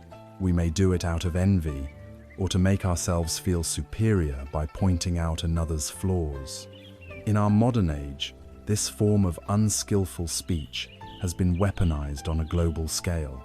Social media algorithms and partisan news outlets often thrive on divisive language, amplifying outrage and creating us versus them, narratives that tear at the fabric of society. The intention behind divisive speech is always one of separation. It reinforces the ego's delusion that I am separate from and better than you. The practice of abstaining from it is therefore a practice of cultivating unity and harmony. It means making a conscious choice not to participate in gossip, not to forward the unsubstantiated rumor, not to speak in ways that pit one group against another. It means that when we hear something negative about someone, we allow it to stop with us. Instead of fanning the flames of discord, we actively look for opportunities to speak of the good qualities in others, to heal rifts, and to encourage mutual understanding. It is the commitment to use our words to build bridges, not burn them. The third form of unskillful speech is harsh speech. This is speech that is angry, abusive, insulting, cruel, or contemptuous. It is the language that flows directly from a mind filled with ill will, and its clear intention is to wound another person. It can be as overt as shouting and cursing, or as subtle and damaging as cold, cutting sarcasm used as a weapon. It is the belittling remark that dismisses another's feelings, the condescending tone that asserts superiority, the name-calling that reduces a complex human being to a simplistic, negative label. Harsh speech pollutes the entire environment. It triggers the defensive-aggressive response in the listener, escalating conflict and making any real communication impossible. It creates an atmosphere of fear and intimidation, destroying trust and intimacy. Furthermore, it deeply poisons the mind of the speaker, strengthening the neural pathways of anger and hatred, making peace an ever more distant possibility. The antidote is to consciously cultivate speech that is gentle, kind, and affectionate. This does not mean we become weak or that we can never speak a difficult truth. There are times when we must disagree, or point out a mistake, or set a firm boundary. But right speech invites us to do so with a foundation of kindness. We can learn to separate the person from the action, to address a problem without attacking the individual's character. We can choose words that are clear and firm, but also respectful and compassionate, spoken with the genuine intention to resolve a situation, not to win a battle or inflict pain. The fourth and final aspect is abstaining from idle chatter. This is speech that is empty, pointless, and frivolous. It is the meaningless talk that fills time, but offers no real connection or benefit. It is the endless commentary on trivialities, the compulsive narration of our every thought, the sharing of noise, simply for the sake of making sound. In our hyper-connected world, idle chatter is a deluge. It floods our social media feeds, our text messages, and our conversations. It dissipates our precious mental energy and leads to a distracted, agitated state of mind. To practice abstaining from idle chatter is to develop an appreciation for meaningful communication and also for its powerful counterpart, noble silence. Noble silence is not an awkward or empty quiet. It is a rich, alive, and purposeful stillness. It is the choice not to speak when we have nothing true, kind, or useful to say. It is the practice of listening more than we talk.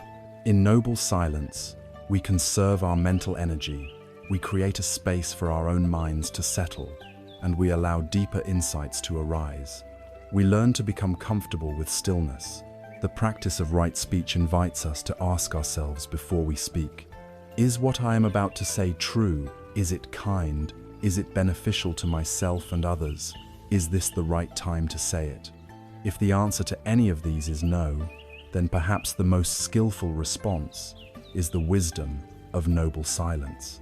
There is an old story of a man who spoke ill of a respected elder in his village. Later, filled with remorse, he went to the elder to ask for forgiveness and to find out how he could make amends. The elder told him, "Take a feather pillow, go to the highest hill in the village, cut it open, and release all the feathers to the wind." The man did as he was told. He then returned to the elder and asked, "Is it done? Am I forgiven?" The elder replied, "Almost. There is one last task. Now, go and gather up every single one of the feathers." The man was aghast. "But that's impossible," he cried. "The wind has carried them everywhere." The elder nodded sadly. "Just so," he said. "And it is just as impossible to retrieve all the words you have spoken. Our words, once released, have a life of their own. They ripple outward, creating effects we can neither predict nor control.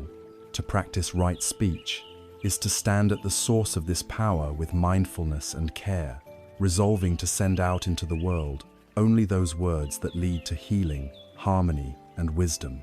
This purification of our speech naturally prepares us for the next stage of our ethical training, the purification of our physical deeds.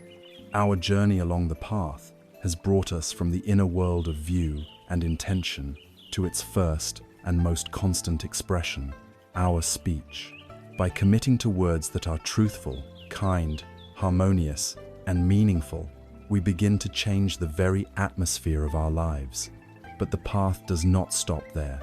It asks us to embody our wholesome intentions, not just in what we say, but in everything we do.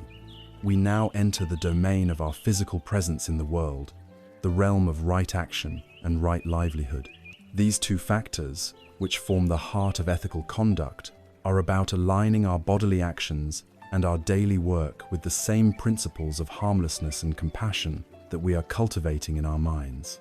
They are the practice of making our life itself a statement of our deepest values, ensuring that our journey towards inner peace is not undermined by outer actions that create agitation for ourselves and others.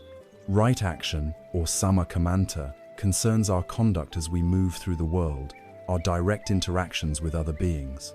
It is guided by a simple yet profound principle: to act in ways that are blameless, that do not create harm, and that support a calm and clear mind, free from the stains of regret and remorse. This practice is traditionally defined by the commitment to abstain from 3 specific types of action. The first is abstaining from taking life.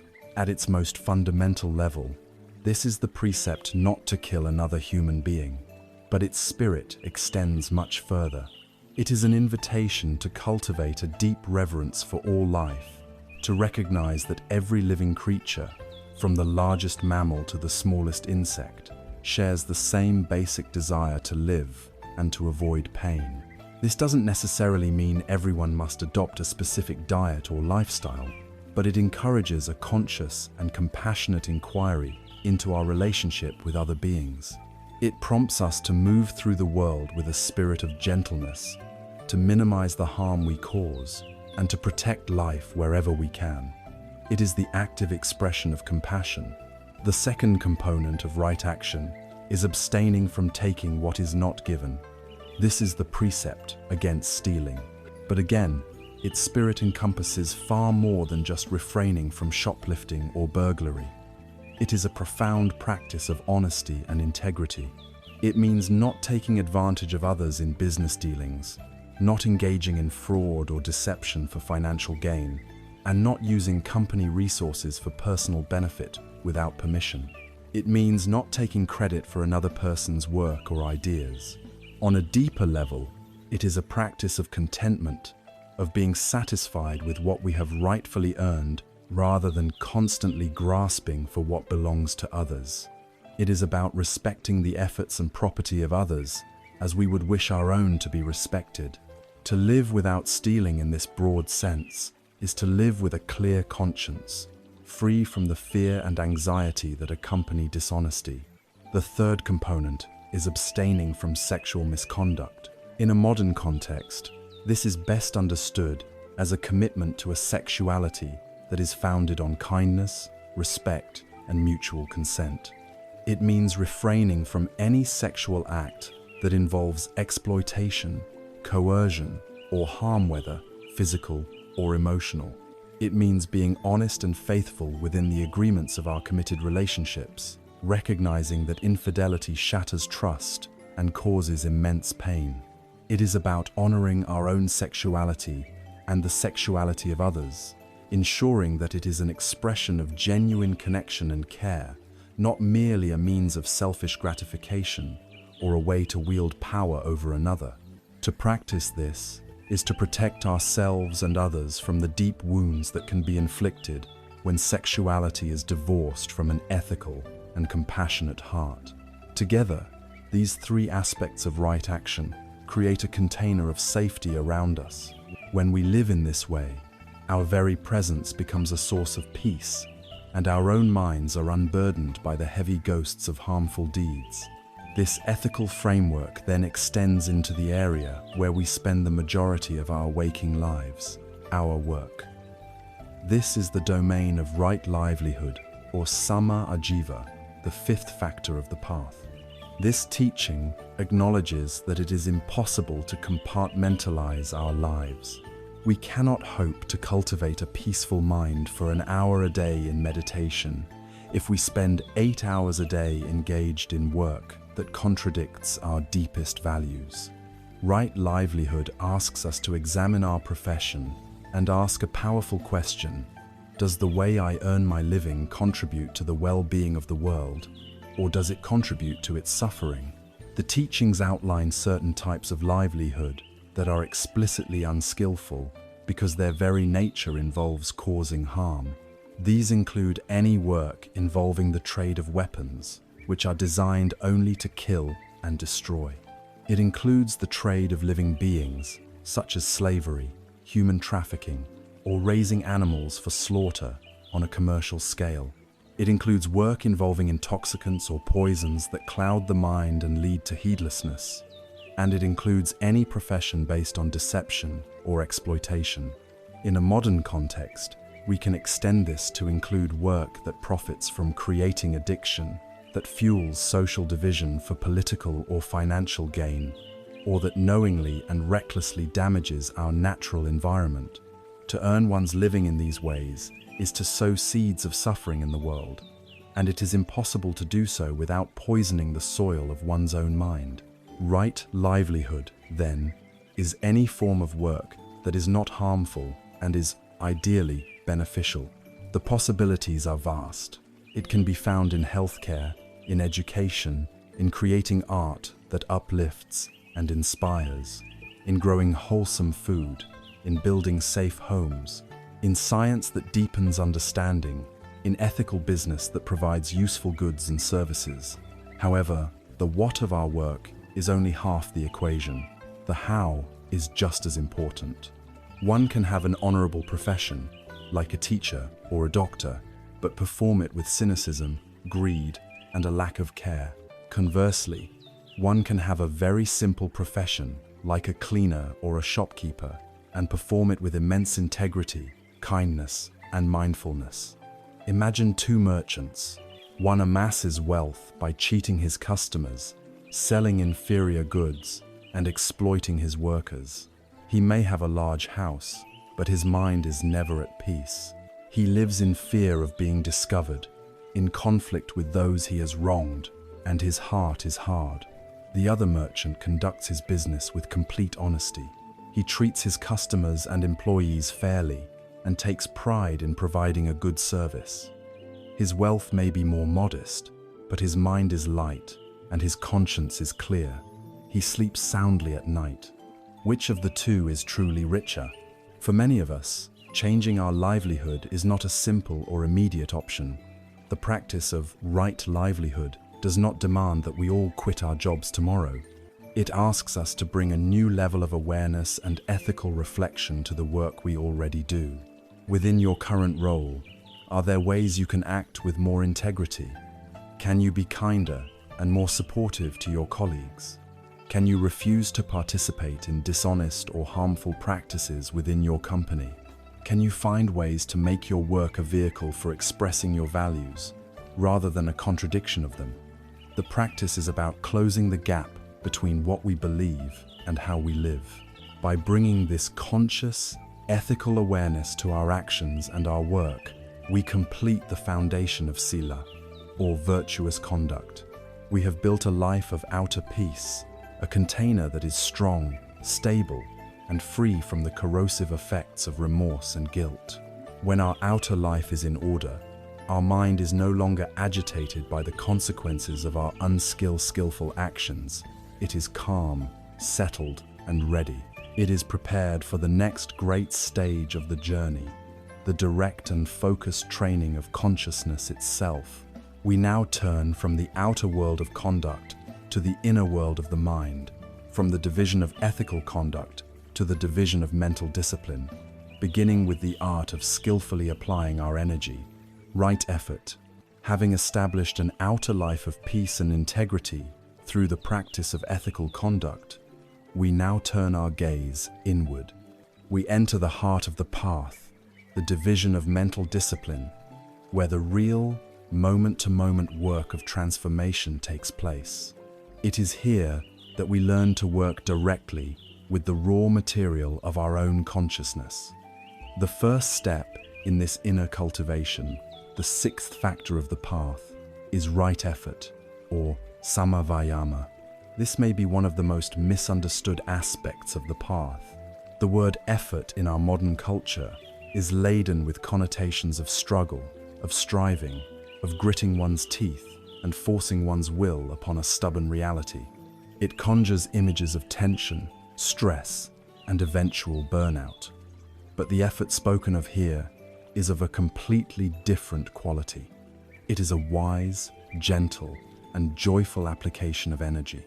It is not the violent effort of a weightlifter straining to lift a crushing burden, but the persistent, intelligent effort of a skilled gardener tending a beloved plot of land.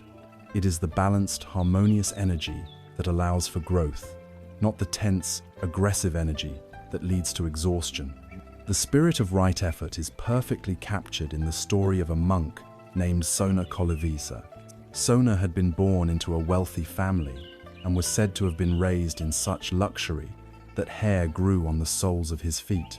Inspired by the Buddha's teaching, he renounced his life of comfort and became a monk, practicing with a ferocious and unrelenting intensity. He was determined to achieve enlightenment through sheer force of will. He practiced walking meditation so relentlessly that his delicate feet split open and bled, staining the monastery grounds with his blood. Yet, for all his heroic striving, his mind was no closer to peace. Thoughts of his former luxurious life began to haunt him, and he grew deeply discouraged, on the verge of giving up and returning to his home. The Buddha, knowing Sona's state of mind, came to him and asked a simple question. "Sona," he said, "I understand that before you became a monk, you were a skilled musician, an expert at playing the lute." "That is true, Blessed One," Sona replied. The Buddha then asked, "Tell me, Sona, what happens if the string of your lute is tuned too tightly?" "If the string is too tight, sir, it will snap and the instrument will make no sound." "And what happens," the Buddha continued, "if the string is tuned too loosely?" "If the string is too loose, sir, it will also make no sound." "And what if," the Buddha concluded, "the string is tuned not too tightly and not too loosely, but is balanced evenly in between?" "Then, sir," Sona said, his eyes lighting up with understanding, "the lute will produce a beautiful and melodious sound." The Buddha smiled. "Just so, Sona. Energy that is stretched too tightly leads to restlessness and agitation. Energy that is too slack leads to laziness and dullness. The path to peace is found in the middle way, in an effort that is balanced, sustained, and wisely applied." This teaching is the key to our entire practice. The art of right effort is the art of tuning the instrument of our own mind. To help us apply this balanced energy, the teaching is broken down into a brilliantly practical framework known as the 4 Great Efforts. This is our instruction manual for mental gardening. It teaches us precisely what to do with our energy, to cultivate a mind that is clear, compassionate, and free. The first of the 4 efforts is the effort to prevent unwholesome states from arising. This is the most proactive and intelligent of the practices. It is the skill of guarding the gates of our senses. Our mind is constantly in contact with the world through the 6 senses: seeing, hearing, smelling, tasting, touching, and thinking. Each of these sense doors is a gateway through which unwholesome states like greed, lust, anger, and jealousy can enter and take root in our mental garden. To guard the gates is to stand at these entrances with mindfulness. For example, you are scrolling through social media and you see an image of a person with a lifestyle that appears far more glamorous than your own.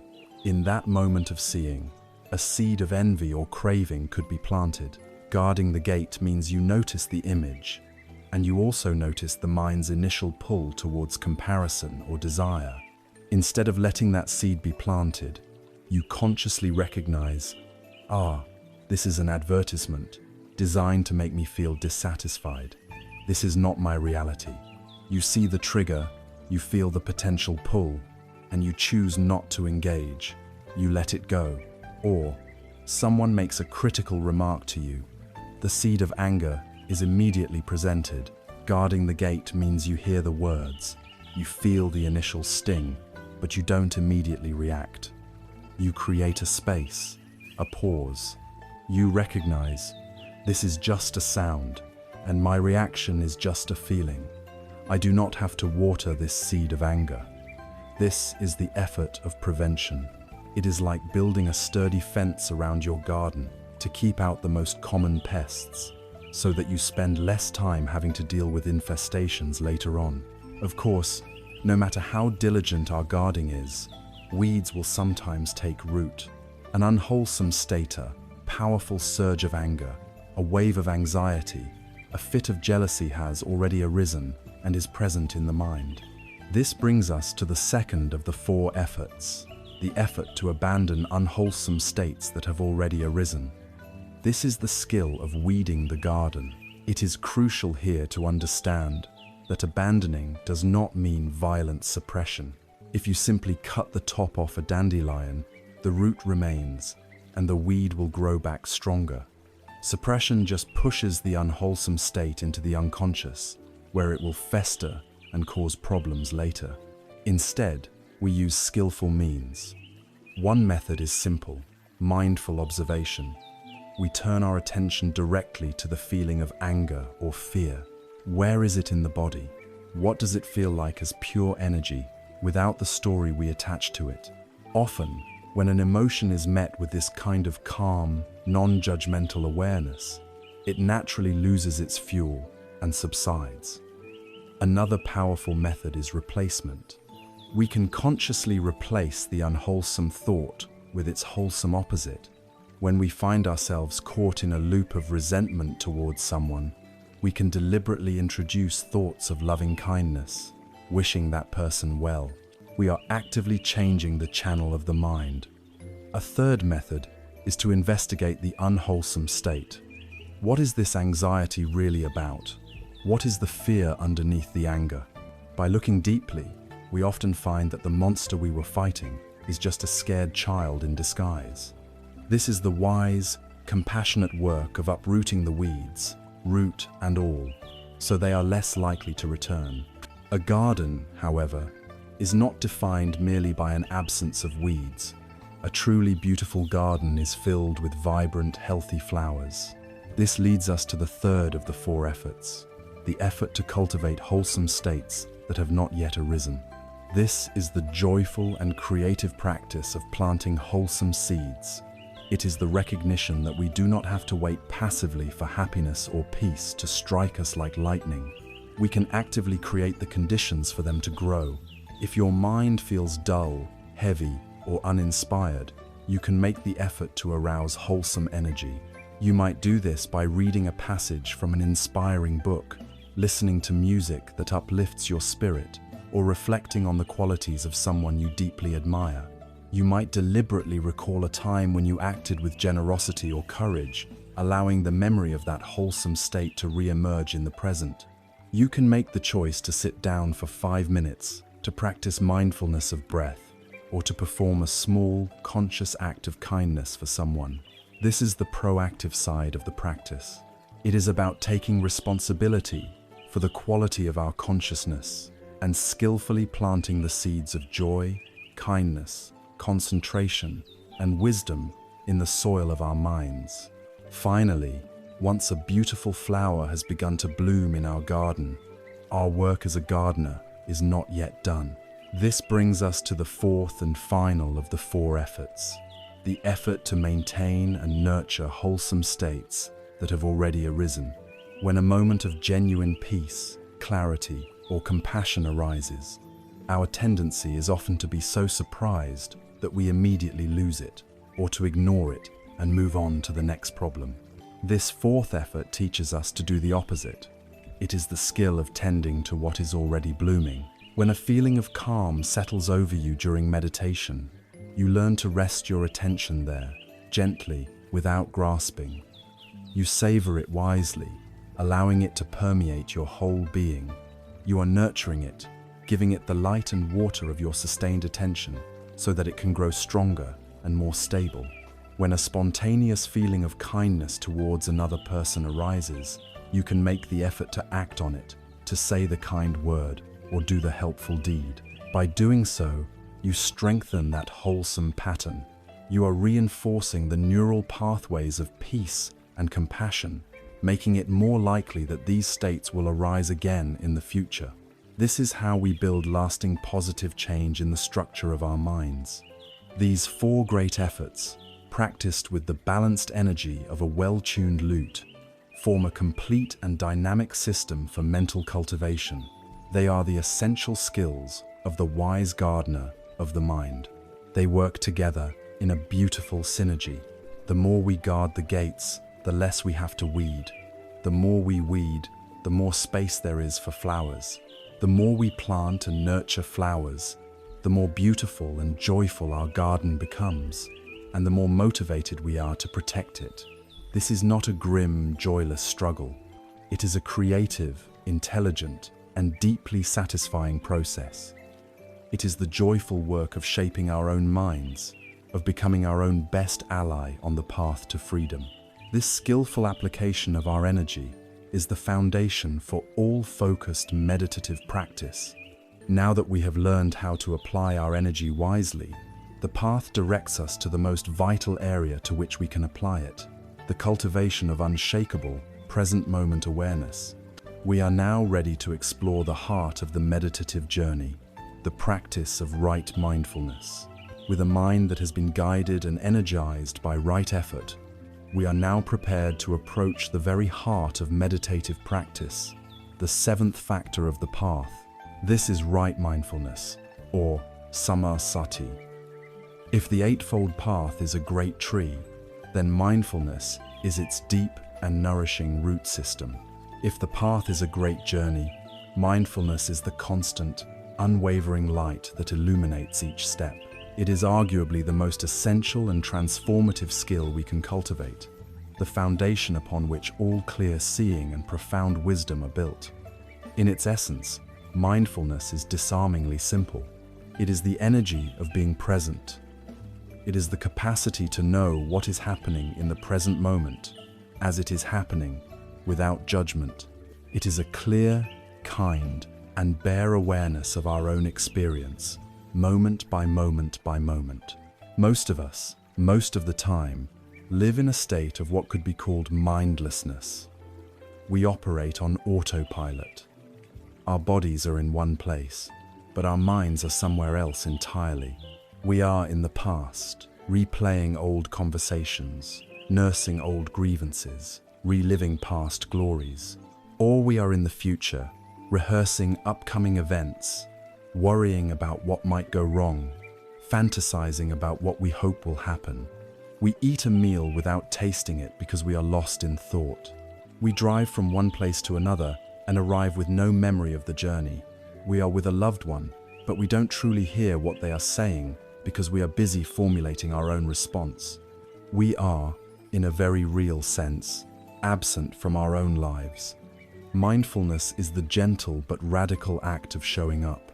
It is the practice of waking up from the dream of thought and arriving in the living, breathing reality of the present moment.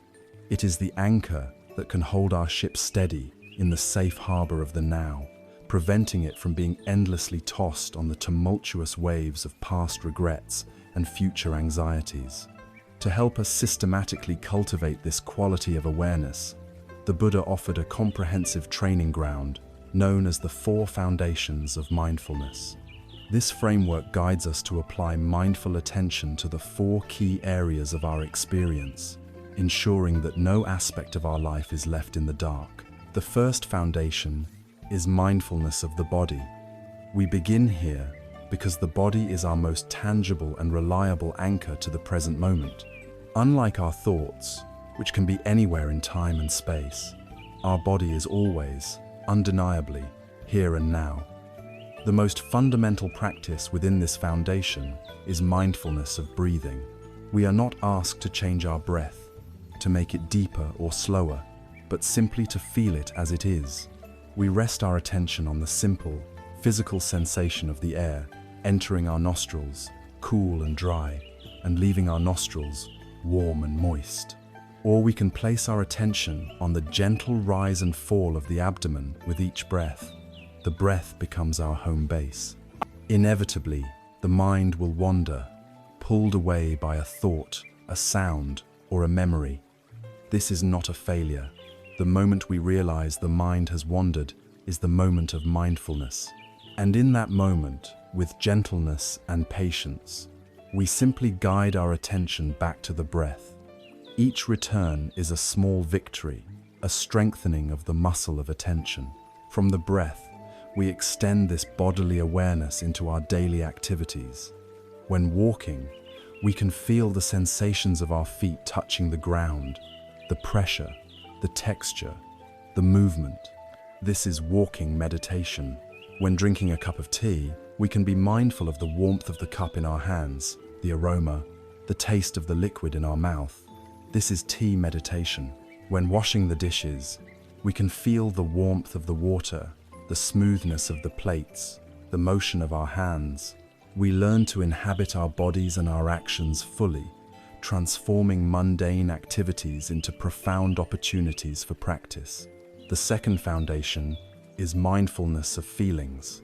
This is a crucial practice for understanding the root of our reactivity. Here, we bring a bare, non-judgmental attention to the raw quality or feeling tone of our experience as it arises. Every moment can be categorized as either pleasant, unpleasant, or neutral. When you take a sip of delicious coffee, a pleasant feeling arises. When you stub your toe, an unpleasant feeling arises. When you are sitting quietly and nothing in particular is happening, a neutral feeling may be present. The practice is to simply note these feeling tones as they happen, without getting caught in the story behind them. Ah, pleasant feeling. Ah, unpleasant feeling. Neutral. We are not analyzing why we feel good or bad. We are simply observing the raw data of our experience. By doing this, we begin to see directly how we instinctively grasp at the pleasant, push away the unpleasant, and ignore the neutral. This grasping and pushing is the very engine of tanha, or craving. By observing the feelings without reacting, we are cutting the root of craving at its source and cultivating a deep and resilient equanimity. The third foundation is mindfulness of the mind itself, or consciousness. Here, we turn our awareness back onto the mind that is aware. We learn to recognize the weather of our own mind at any given time. We simply register its state without judgment. Is the mind right now lustful, or is it free from lust? Is it filled with anger, or is it free from anger? Is the mind scattered and distracted, or is it calm and concentrated? Is it tired and dull, or is it bright and alert? The practice is as simple as a quiet, internal recognition. There is anger present. Not "I am angry," which creates a solid identification, but the lighter, more spacious recognition that anger is a temporary weather pattern passing through the sky of the mind. This simple act of naming creates a crucial space. We are no longer completely lost in the emotion. We are the awareness that is seeing the emotion. This is a profound shift in perspective that takes us from being a victim of our moods to being a wise observer of our own mental landscape. The fourth and final foundation is mindfulness of mental objects or phenomena. This is where mindfulness begins to blossom into deep, liberating insight. In this practice, we learn to look at our experience through the clarifying lens of the teachings themselves. For instance, when a desire arises, we can be mindful of it not just as a personal wanting, but as a direct illustration of the second noble truth, the truth of tanha. When we feel our anger arise and then eventually fade away, we can be mindful of that entire process as a direct experience of anicca, the truth of impermanence. We might observe how a negative thought pattern, one of the 5 hindrances to concentration, is operating in our mind. We are no longer just being aware of random experiences. We are seeing the fundamental laws of existence playing out in the laboratory of our own mind. This is the beginning of wisdom, the direct seeing that liberates. Imagine a person walking a tightrope across a deep canyon. For them to make it safely to the other side, their attention must be absolute. They cannot afford to be looking back at the platform they just left, nor can they be lost in anxiety about reaching the destination. Their entire being, their very survival, must be invested in the feeling of the rope under their feet, the balance of their body, in this one, single, present step. Our life is this walk. The only place we can ever be truly balanced, the only place we can be safe from the fall into distraction and regret, is in the present moment. Mindfulness is this life-saving quality of total, non-judgmental attention to the step we are taking right now. It is the anchor, the light, and the gentle hand that guides us back, again and again, to the profound and peaceful reality of what is. When we cultivate this quality of awareness with gentle persistence, it becomes stronger, more stable, and more continuous. The mind that was once scattered begins to gather itself into a unified, powerful whole. This natural gathering process leads us directly to the next stage of our training, the deep calm and potent clarity of right concentration. Our journey inward through the landscape of the mind has been guided by the gentle energy of right effort and illuminated by the steady light of right mindfulness. We have learned how to apply our energy wisely and how to stay present for the unfolding of our own lives. We now arrive at the culmination of this mental training, the eighth and final factor of the path, right concentration, or samma samadhi. This is the practice of unifying the mind, of gathering all its scattered energies and bringing them to a point of serene, unshakable stillness. If mindfulness is the act of constantly and gently returning a wandering puppy to its bed, concentration is the state that arises when the puppy finally settles down, curls up, and rests peacefully. It is the fruit of our patient and persistent effort, a state of profound calm and clarity that has the power to transform our understanding of reality itself. To grasp the nature of right concentration, it helps to use a metaphor. Imagine the sunlight on a clear day. It spreads out over a wide area, providing a gentle warmth and light.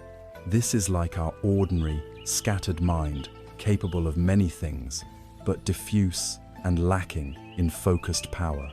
Now, imagine taking a magnifying glass and holding it in that same sunlight.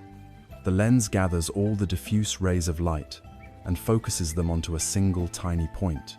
That single point becomes intensely bright and powerful, capable of generating enough heat to start a fire. This is the mind in a state of right concentration. It is the same mental energy, but it is no longer scattered. It is collected, unified, and aimed with precision. This unified mind has the immense power to burn through the deepest layers of delusion and to illuminate the most subtle truths of our existence. It is vital to understand the intimate partnership between mindfulness and concentration. They are like two wings of a bird. Both are necessary for flight. Mindfulness is the broader quality of awareness. It is the sentinel that stands at the gate of the mind, noticing what comes and goes. When we are practicing mindfulness of breathing, it is mindfulness that recognizes, the mind has wandered away from the breath and is now thinking about dinner. Then, right effort is the gentle energy that guides the attention back to the breath. Right concentration is the result of this repeated action. As we return again and again, with patience and without judgment, the mind gradually learns to stay. It becomes less like a restless butterfly, flitting from flower to flower, and more like a bee, settling deeply into one flower to draw out its nectar. Mindfulness keeps the awareness broad enough to notice distractions, while concentration keeps it deep enough to penetrate its object. The path to this unified state is not one of aggression or force. We cannot command the mind to be still. Rather, we create the conditions in which stillness can naturally arise. The primary way we do this is by understanding and gently letting go of the obstacles that keep the mind agitated and fragmented. These obstacles are known as the 5 hindrances. They are the mud that clouds the water of our consciousness. The practice of developing concentration is largely the practice of allowing this mud to settle. The first hindrance is sensual desire, the mind's habitual tendency to be pulled outward towards pleasant sights, sounds, smells, tastes, and physical sensations.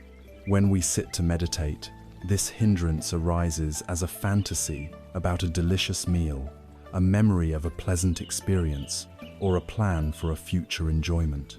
The antidote is not to hate these pleasures, but to see their impermanent and ultimately unsatisfying nature, and to gently and repeatedly return our attention to the more subtle, peaceful pleasure of the meditation object itself, such as the breath. The second hindrance is ill will, which includes all shades of anger, resentment, hostility, and aversion. This is a state of contraction and agitation. It is impossible for the mind to settle when it is burning with the fire of anger. The primary antidote here is the practice of metta, or loving kindness. We consciously replace the thoughts of anger with thoughts of goodwill, wishing ourselves and others to be well and at peace. This cools the mind and allows it to soften and relax. The third hindrance is sloth and torpor. This is not just physical tiredness, but a heavy, dull, and foggy state of mind. It is a kind of mental inertia that leads to sleepiness and a lack of clarity. When this hindrance is strong, we can apply the wisdom of right effort to arouse energy. We might sit up straighter, take a few deep breaths, open our eyes, or bring to mind an inspiring teaching or teacher. We learn to distinguish between genuine physical fatigue that requires rest and this mental hindrance that requires a gentle invigoration. The fourth hindrance is restlessness and worry. This is the classic monkey mind, jumping from thought to thought without purpose. It also includes worry and regret about past actions and anxiety about future possibilities. The mind is like a shaken bottle of carbonated water, filled with fizzing, chaotic energy. The primary antidote is a patient and persistent return to the anchor of the breath. Each time we notice the restlessness and return, we are calming the fizz, one breath at a time. Cultivating a sense of trust in the practice also helps to soothe the anxious mind. The fifth and final hindrance is skeptical doubt. This is a wavering, indecisive state of mind that questions the value of the practice, the competence of the teacher, or our own ability to succeed. It is a state of inner conflict that makes it impossible to apply ourselves wholeheartedly. The antidote is to seek clarification for our intellectual doubts, to reflect on the logical coherence of the teachings, and most importantly, to commit to patient, sustained practice so that we can gain confidence through our own direct experience. As we learn to recognize these 5 hindrances and stop feeding them with our attention, something remarkable happens. Imagine a large glass filled with water and a thick layer of mud. If you constantly shake the glass, the water remains perpetually murky. The hindrances are this: shaking. When we practice letting go of them, we are simply allowing the glass to be still. And when the glass is held still, the mud, of its own accord, without any further effort from us, slowly begins to settle to the bottom. As the mud settles, the water naturally becomes clear. This is the process of concentration. The stillness is the letting go of the hindrances. The clarity is the state of samadhi. And what is the quality of this clear water? When the mind is freed from the agitation and burden of the 5 hindrances, it does not become blank or empty. It becomes filled with a profound sense of well-being, a wholesome and nourishing pleasure that is born not of external stimulation, but of inner peace and seclusion. This is a crucial turning point. The mind discovers a deeper, more satisfying form of happiness than the fleeting pleasures of the senses. This inner joy, piti, and happiness, sukha, become the new food for the mind, and its craving for coarse external pleasures naturally begins to fade. The path becomes self-sustaining and deeply enjoyable.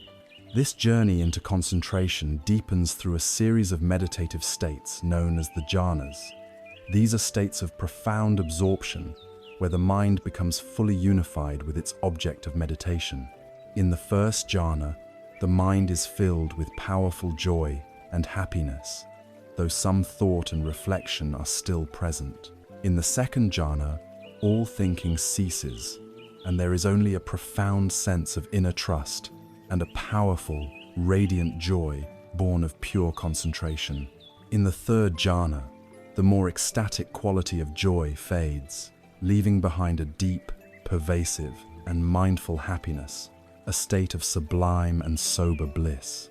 These states are not the goal of the path, but they are its profound fruit, revealing the incredible capacity for peace and happiness that lies dormant within our own minds.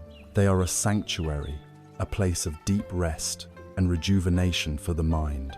But this powerful, collected, and blissful mind is not an end in itself.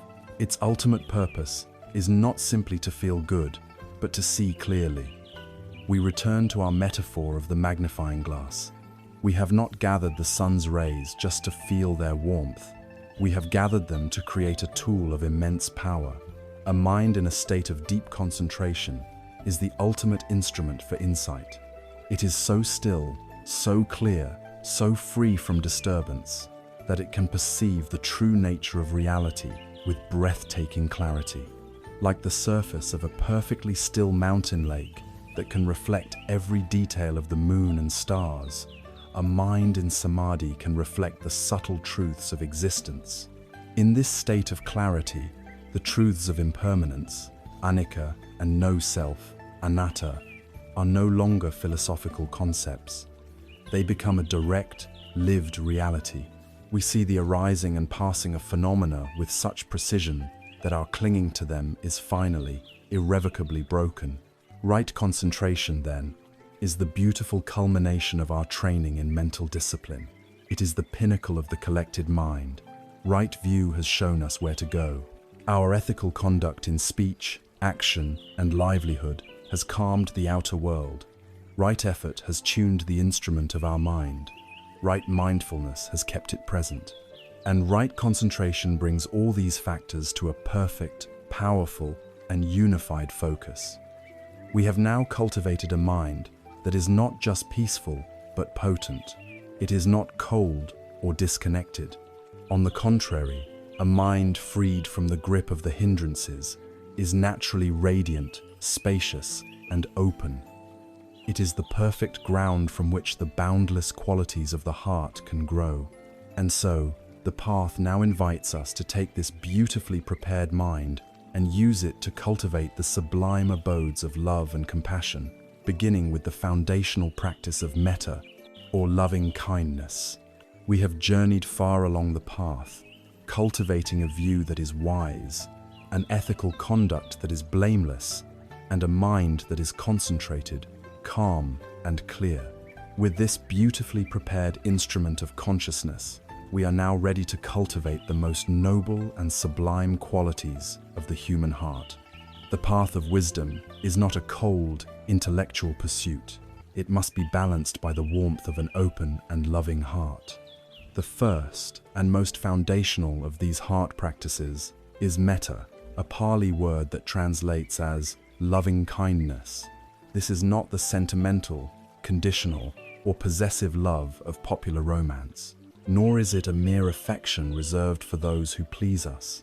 Metta is a boundless, unconditional, and radiant goodwill. It is the sincere, heartfelt wish for the genuine happiness and well-being of all living beings, without exception, starting with ourselves. In a world that often encourages suspicion, division, and fear, the practice of metta is a quiet and radical act of rebellion. It is the systematic practice of melting the armor around our own hearts, of dissolving the poisons of anger, resentment, and ill will, and replacing them with a gentle, pervasive, and transformative warmth. The practice of metta meditation is a structured and progressive journey, a way of systematically stretching the muscle of the heart. And this journey must always begin in the one place we so often neglect, with ourselves. We cannot offer life-giving water to others from a well that has run dry. For so many of us, our inner world is dominated by a harsh inner critic, by voices of self-judgment and feelings of inadequacy. We would never speak to a friend the way we often speak to ourselves. Therefore, the first step in cultivating genuine loving kindness for others is to learn how to offer it to ourselves. The practice is simple and gentle. Finding a quiet posture, we can silently repeat a few phrases directed inward. The traditional phrases are a guide. May I be safe. May I be free from inner and outer harm. May I be healthy. May my body and mind be well. May I be happy. May I be truly happy and at peace. May I live with ease. May the challenges of my life be met with grace and courage. For many, this is the most difficult stage of the practice. The mind may object, offering a long list of reasons why we do not deserve our own kindness. It may feel awkward, artificial, or selfish. It is important to be patient. If the words feel hollow, we can try to connect with the feeling behind thema, simple feeling of warmth, of friendliness, of wishing ourselves well, as we would a beloved child or a dear friend. We are not trying to create an inflated ego, but to heal the core wound of self-aversion that is the source of so much of our suffering. By establishing this foundation of self-compassion, we create a spring of loving kindness within us that can then naturally overflow to others. Once we have spent some time offering metta to ourselves, we begin to expand the circle of our goodwill. We next bring to mind a benefactor or a dear friend, someone for whom it is easy to feel love and appreciation. We hold their image in our mind, and we extend the same wishes to them. May you be safe. May you be healthy. May you be happy. May you live with ease. We allow our heart to naturally overflow with warmth for this person. The purpose here is to prime the pump, to get the feeling of metta flowing freely and effortlessly, connecting with the joy of sincere well-wishing. After basking in this warmth, we stretch the muscle of the heart further. We bring to mind a neutral person. This might be a cashier we see at the grocery store, a person we pass on our daily commute, or a neighbor we know only by sight. This is a person for whom we feel neither like nor dislike, and we extend the same wishes of loving kindness to them. This stage is crucial because it challenges our habitual indifference. It trains the heart to offer kindness beyond the narrow confines of our personal relationships. It is the recognition that this neutral person is also a complex being, with their own hopes, fears, and a deep desire to be happy, just like us. This practice begins to break down the invisible walls that separate us from the vast majority of humanity. Then comes the most challenging, and often most transformative, stage of the practice. We are invited to bring to mind a difficult person, someone who has hurt us, with whom we have conflict, or for whom we feel anger and resentment. The practice here is not to condone their harmful actions, nor is it to force ourselves to like them or to become their best friend. It is a profound practice for our own liberation. We recognize that holding on to hatred is a poison that harms only ourselves. And so, with as much sincerity as we can muster, we extend the phrases of metta to them. May you also be happy. May you also find peace.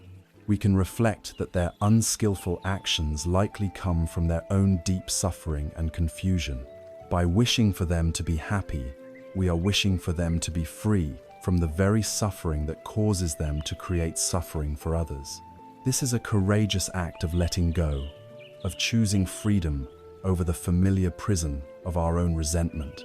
Finally, having worked through these specific categories, we allow the feeling of metta to become boundless.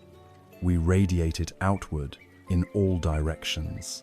To all of our friends, all neutral people, all difficult people, combined, we extend it to all beings in our city, our country, our world, to all humans, all animals, all insects, all beings in the sky, on the land, and in the water, to all beings seen and unseen, near and far, in all realms of existence. We hold the entire web of life in our heart and bathe it in the gentle, radiant light of our goodwill. May all beings everywhere, without exception, be safe, be healthy, be happy, and live with ease. In this moment, the illusion of a separate self dissolves into a feeling of profound connection with all that lives. This practice of metta is not a passive, sentimental exercise. It is a powerful force that can create real change in the world and in ourselves. There is a story that illustrates its power perfectly. The Buddha's jealous cousin, Devadatta, conspired to have him killed. He arranged for a notoriously fierce and wild elephant named Nalagiri to be maddened with intoxicants and then released onto the narrow street where the Buddha was walking. As the elephant charged, trumpeting with rage, the people on the street panicked and fled for their lives. The Buddha's loyal attendant, Ananda, in a brave act of devotion, stood directly in front of the Buddha to shield him. But the Buddha gently asked him to step aside. He then turned his full, calm, and unwavering attention to the charging beast. He did not prepare to fight or to run. He simply stood still and radiated a powerful, concentrated beam of pure loving kindness towards Nalagiri. The chronicles say that as the enraged elephant entered the field of the Buddha's metta, a miraculous transformation occurred. Its drunken fury began to subside. Its steps slowed, its raised trunk lowered. The elephant, completely pacified, walked quietly up to the Buddha and knelt before him, allowing the Buddha to gently stroke its forehead. This story teaches us that loving kindness is not weakness. It is a strength of an entirely different order. It is the power that can tame the raging elephants of anger, fear, and hatred, both within our own minds and in our interactions with others. When we consistently practice metta, we are less likely to be hijacked by our own reactive anger. We become a more peaceful and safe presence for those around us. Our relationships begin to transform as we learn to respond with kindness rather than judgment. Our own happiness becomes inextricably linked with the happiness of others. This profound practice of wishing for all beings to be happy, to find peace and well-being, softens and prepares the heart for its natural companion. For when a heart filled with loving kindness encounters the reality of suffering in the world, it naturally responds with an equally powerful and boundless quality, the trembling of the heart, known as karuna, or compassion. In the fertile ground of a mind made peaceful through concentration, we have planted the beautiful seed of metta, or loving kindness, the sincere and boundless wish for all beings to find happiness. We have learned to open our hearts with a spirit of unconditional friendliness. But what happens when this open and loving heart encounters the undeniable reality of pain, loss, and suffering in the world? Does it shut down in fear? Does it turn away in aversion? The path of wisdom shows us another way. When a heart softened by love meets the truth of suffering, it gives birth to a second, equally sublime quality, karuna, or compassion. This is the 15th factor on our journey, and it is the inseparable twin of loving kindness. If metta is the wish for all to be well, karuna is the heart's tender, trembling response to the fact that they are not.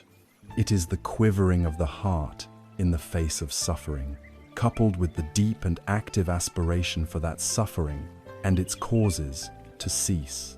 It is absolutely essential to distinguish true compassion from its more common and less skillful cousins, pity and grief. Pity is not compassion. Pity creates distance. When we feel pity for someone, we look down from a position of perceived superiority. "Oh, you poor thing," we might think, which implicitly means, "I am glad I am not you." Pity reinforces the illusion of separation, the wall between the okay self and the suffering other. Compassion, on the other hand, dismantles the wall.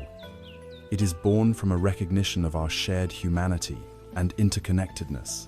It is the visceral understanding that your suffering is not fundamentally separate from my suffering. It is the feeling of we are in this together. Compassion closes the distance, and in doing so, it ennobles both the giver and the receiver. Similarly, compassion must be distinguished from being overwhelmed by grief or despair.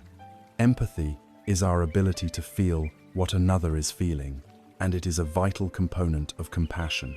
But if our empathy is not balanced by wisdom and strength, we can easily become swamped by another's pain. We take on their suffering to such an extent that we become paralyzed, helpless, and lost in our own despair. This is sometimes called idiot compassion. It helps no one. Imagine seeing someone drowning. If you are overcome by grief and panic, you might jump into the water without a plan and drown alongside them. True compassion is the quality of the skilled lifeguard who, seeing the person in distress, remains calm, clear-headed, and strong. They feel the urgency of the situation, but they are not crippled by it. Their heart is moved, but their mind is steady. This allows them to act effectively, to throw the life preserver, to save the person without being pulled under themselves. This is karuna.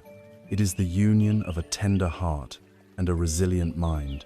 The path of practice recognizes that, like any wholesome quality, compassion has its enemies, which can corrupt it. The far enemy of compassion is obvious. It is cruelty, the deliberate intention to cause harm. This is the state of a closed and hardened heart. But the near enemy is far more subtle and dangerous for those on a spiritual path. The near enemy is that overwhelming self-referential grief. It looks and feels like compassion because it involves intense feeling in the face of suffering, but it is ultimately a form of self-pity. The focus shifts from "may you be free from your suffering" to "I can't bear to witness this suffering." True karuna, therefore, must always be supported by its friends, by metta, which keeps the heart sweet and open, by wisdom, panya, which understands the deep causes of suffering, such as ignorance and craving, and by equanimity, upekkha, the quality of balance and fortitude that allows us to bear witness to the world's pain without being shattered by it. So how do we actively cultivate this courageous compassion? Like metta, it can be developed through both formal meditation and informal daily life practices. In meditation, we can begin by bringing to mind a person or animal who is clearly and presently suffering, perhaps a friend who is ill, a family member going through a difficult time, or even ourselves. We allow ourselves to gently connect with the reality of their pain, and as our heart begins to tremble with empathy, we offer them the sincere wish. May you be free from this suffering. May you be free from this pain and sorrow. May you find peace. We are not trying to magically take their pain away, but to hold them in a space of boundless, compassionate care. From there, we can expand the circle. We can offer compassion to ourselves for our own moments of fear, grief, and confusion. We can bring to mind a difficult person and reflect that their harmful actions are almost certainly born from their own deep, unacknowledged suffering. Instead of meeting their anger with our own, we can meet it with the quiet, courageous wish, may you be free from the very suffering that causes you to inflict suffering on others. And finally, we radiate this compassionate intention outward to all beings everywhere, recognizing that all beings, in their own way, are subject to the first noble truth of dukkha. We hold the suffering of the entire world in our heart and whisper, may all beings be free. This formal practice prepares us to bring compassion into the messiness of our everyday lives. One of the most powerful practices of compassion is simply the art of deep listening. When a friend is in pain, our instinct is often to jump in with advice, solutions, or stories of our own. But often, the greatest gift we can give is the gift of our silent, non-judgmental, and loving presence. To listen with our whole being, allowing someone to empty their heart in a safe space, is a profound act of karuna. We can also transform our relationship with the news. Instead of consuming stories of war, famine, and disaster in a way that leads to either numbness or despair, we can consciously use them as a catalyst for compassion. For each tragic story, we can pause, breathe, and send a heartfelt wish for peace and relief to those involved. This practice protects our own hearts from becoming either hardened or overwhelmed. Compassion is also found in the smallest of actions: a patient word for a frustrated colleague, a helping hand for an elderly neighbor, a moment of gentleness with a crying child. It is the practice of looking beneath the surface of people's behavior to see the underlying suffering and responding to that, rather than to the often unskillful mask that covers it. There is a powerful story that embodies this active, fearless compassion. One day, the Buddha came upon a monastery where a monk named Putigata Tissa lay gravely ill. He was afflicted with a terrible skin disease, covered in oozing sores, and his robes were stuck to his body with pus and blood. He had become so foul to be near that the other monks had abandoned him, leaving him to lie in his own filth. When the Buddha saw his condition, he did not offer a distant prayer. He went to the fire, boiled water with his own hands, and then approached the sick monk. With his attendant, Ananda, the Buddha himself began to gently wash the monk's sores, to soften the caked-on robes with warm water, and to clean his body. As he lovingly tended to the monk's physical suffering, he simultaneously offered him the medicine of the Dharma, teaching him about the impermanent nature of the body. The monk, his body soothed and his mind illumined, is said to have realized enlightenment right there before he passed away. This is karuna, in its most complete form, the union of boundless empathy and wise, practical action. The ultimate archetype of this quality is the great bodhisattva of compassion, known in India as Avalokiteshvara and in East Asia as Kwanum or Kannon.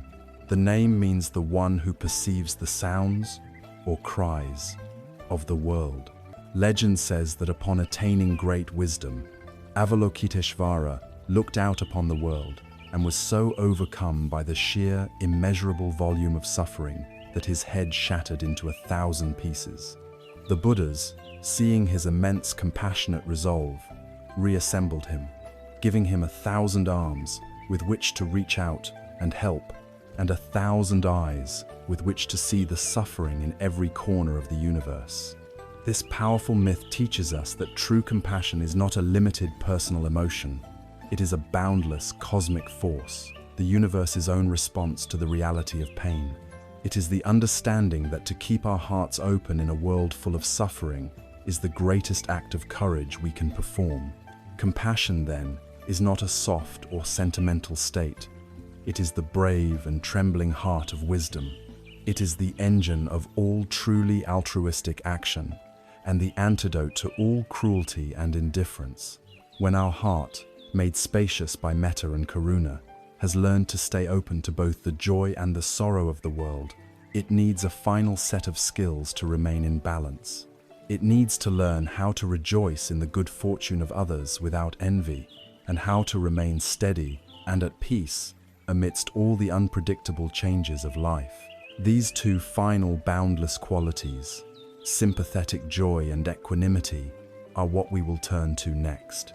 We have opened our hearts with the boundless friendliness of metta and the tender courage of karuna, learning to meet both happiness and sorrow with a caring and engaged presence. But the training of the heart is not yet complete. A truly balanced and liberated heart must be able to navigate the entire spectrum of human experience. It must learn how to respond skillfully, not only to sorrow, but also to joy. And it must find a profound stability that cannot be shaken by the unpredictable winds of life. This brings us to the final two of the four sublime abodes: mudita, or sympathetic joy, and upekkha, or equanimity. These are the crowning qualities that bring balance, resilience, and a spacious wisdom to the loving heart. We begin with mudita, the practice of sympathetic or appreciative joy. If metta is the wish for others to be happy, mudita is the genuine happiness we feel when we see that they are. It is the practice of rejoicing in the good fortune, the success, and the well-being of others. In many ways, mudita can be an even more challenging practice than compassion. Most of us have some capacity to feel for another's pain, but to feel genuinely happy about another's success, without a trace of envy or comparison, requires a truly generous and confident heart. Mudita is the direct and powerful antidote to the poison of envy and jealousy, those painful states of mind that arise from the ego's deep-seated fear of scarcity. The envious mind believes that happiness is a limited commodity. It thinks their success somehow diminishes me, their happiness takes something away from my own. This belief creates a world of constant competition and comparison, a world where we can neither enjoy our own blessings nor celebrate the blessings of others. It is a cramped and miserable inner landscape. Mudita is the radical act of demolishing this landscape. It is founded on the understanding that happiness is not a zero-sum game. The light of another's candle does not diminish our own. In fact, it adds to the brightness of the whole room. The cultivation of mudita can begin as a formal meditation.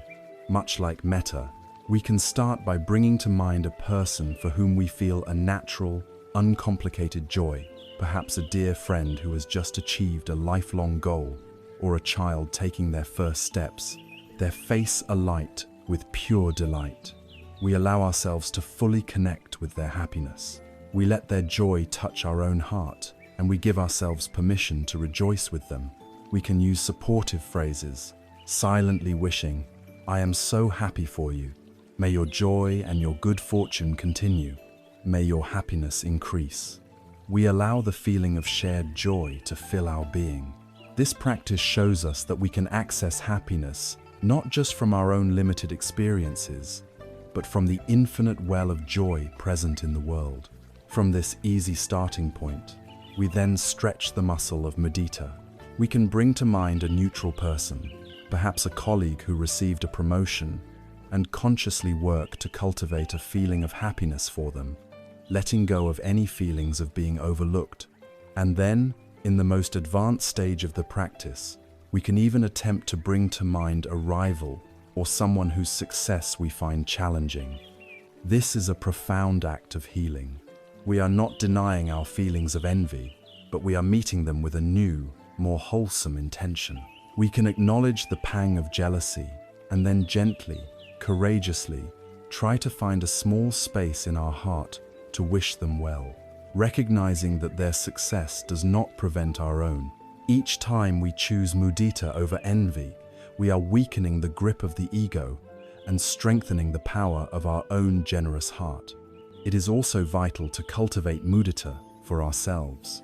We must learn to acknowledge and celebrate our own successes, our own good qualities, and our own moments of happiness without dismissing them or feeling guilty. We can take a moment at the end of each day to reflect not on our failings, but on the good we have done, the kindness we have shown, or the simple moments of beauty we have experienced. This self-appreciation is not arrogance. It is a necessary part of building a healthy and resilient inner life. Like the other sublime states, mudita has a near enemy, a quality that looks like it but is actually a distortion. The near enemy of mudita is a kind of giddy excitement, vicarious pleasure, or attachment that is still rooted in the self. For example, a parent might feel intense joy at their child's success, but it might be subtly mixed with pride and the thought, "This success reflects well on me as a parent." This is not the pure, unselfish joy of mudita. True mudita is calmer, more spacious, and completely generous. It is simply the pure appreciation of happiness wherever it is found. This practice is a powerful source of energy and inspiration. While compassion, karuna, can sometimes feel heavy as it connects us with the world's pain, mudita is light, buoyant, and uplifting. It allows us to be nourished by all the good that exists in the world, preventing compassion, fatigue, and making our hearts resilient and joyful. This brings us to the fourth and final of these sublime abodes, the quality that holds and balances all the others, upekkha, or equanimity. If metta, karuna, and mudita are the radiant, caring energies of the heart, upekkha is the deep, unshakable wisdom that allows that heart to stay open and engaged without losing its balance. Equanimity is the capacity to meet all the changing circumstances of life with a spacious, stable, and non-reactive mind. It is the quiet at the center of the storm. The traditional teachings say that upekkha is the ability to remain balanced in the face of the 8 worldly winds, the inevitable ups and downs of human existence. These come in 4 pairs of opposites. The first pair is praise and blame. The ordinary mind is addicted to praise and terrified of blame. We feel inflated and proud when we are complimented, and crushed and defensive when we are criticized. The mind of equanimity can hear praise and recognize it as a pleasant, fleeting sound without becoming arrogant. It can hear blame and criticism, investigate it for any truth it may contain, and let it pass without being shattered by it. Its sense of self-worth is not dependent on the shifting opinions of others. The second pair is gain and loss. We are constantly grasping for material gain, for status, for relationships, and we live in fear of losing them. The mind of equanimity can experience gain without clinging to it greedily, understanding its impermanent nature.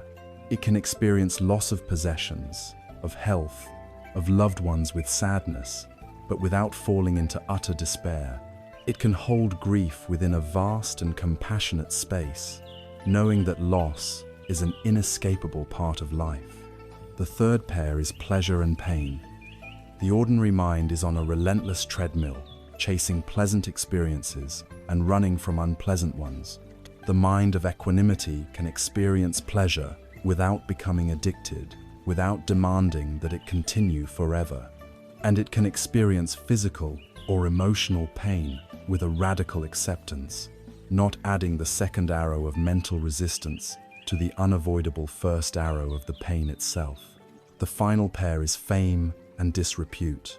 We crave to be known, to be popular, to have a good reputation. We fear being ignored, forgotten, or having our name tarnished. The mind of equanimity knows that fame and reputation are as fleeting and uncontrollable as the weather. It finds its anchor not in public approval, but in its own inner integrity. The perfect metaphor for upekkha is a great, ancient mountain. The winds howl from the east, bringing scorching heat. They blow from the west, bringing freezing rain. They blow from the north and south, carrying dust and storms, but the mountain remains utterly unmoved. It is not that the mountain does not feel the weather. It is simply so vast, so solid, and so deeply rooted that the changing winds cannot shake its fundamental stability. This is upekkha. It is crucial to understand that equanimity is not its near enemy, cold, sterile, indifference. Indifference is a state of a closed heart. It is a defense mechanism that says, "I don't care," in order to avoid being hurt. It is a state of withdrawal and apathy. Equanimity, on the other hand, is the state of a radically open and caring heart. The heart is so open, so vast, and so filled with love and compassion that it has space for everything. It cares deeply, but it is not thrown off balance by outcomes because it is rooted in wisdom. It understands that all beings are the owners of their own karma, their own actions. We can love, help, and serve with all our heart, but we cannot control the final results. Upekkha is the wisdom of letting go of our attachment to outcomes, allowing us to act with immense freedom and courage. These 4 states, metta, karuna, mudita, and upekkha, known as the Brahma Viharas, which can be translated as the sublime abodes or the divine dwellings. They are called this because to live with a mind and heart imbued with these 4 qualities is to dwell in a heavenly realm, right here on earth. They form a complete and perfect psychological mandala. Metta, the loving friend, says, "May you be happy." Karuna, the compassionate mother, says, "May you be free from suffering." Mudita, the joyful sibling, says, "I rejoice in your good fortune." And upekkha, the wise grandparent, holds all of this in a vast, steady, and unshakable embrace, knowing that life is a dance of joy and sorrow, gain and loss, and loving it all without condition. Having now cultivated a mind that is clear through concentration, and a heart that is boundless and balanced through these four sublime abodes, we are fully equipped. We have developed a complete set of inner resources. The path now invites us to take this powerful, integrated awareness and turn it towards the most stubborn knots of our suffering, the raw, often overwhelming, and deeply conditioned energies of our most difficult emotions.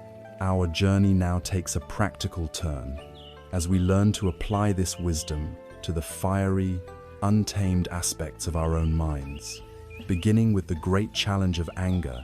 With a mind trained in concentration and a heart opened by the sublime qualities of love and compassion, we possess a complete set of tools for our inner work.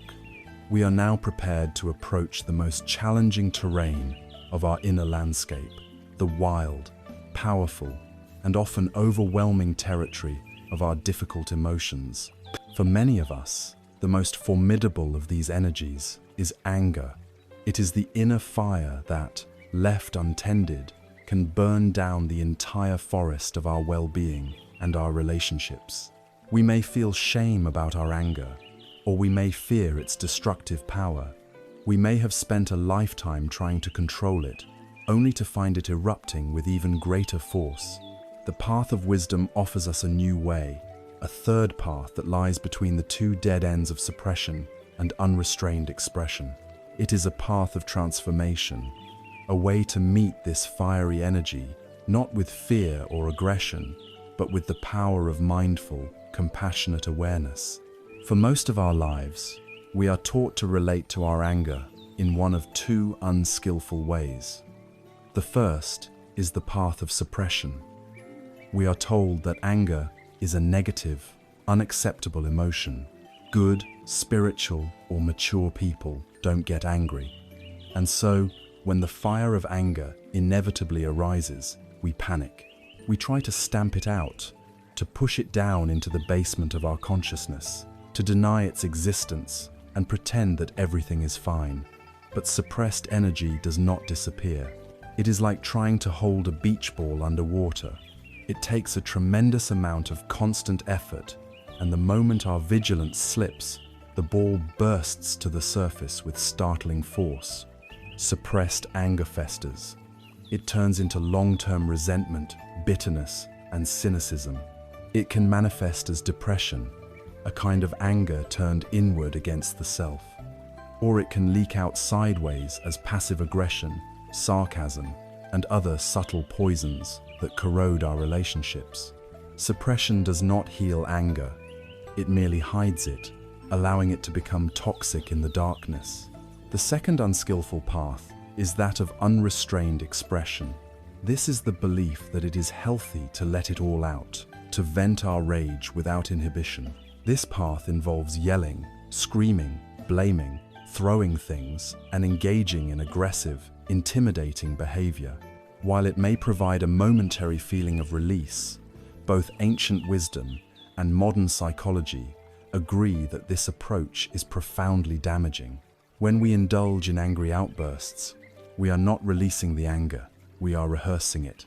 We are strengthening the neural pathways of rage, making it easier and more likely for us to become angry in the future. It is like practicing a musical scale.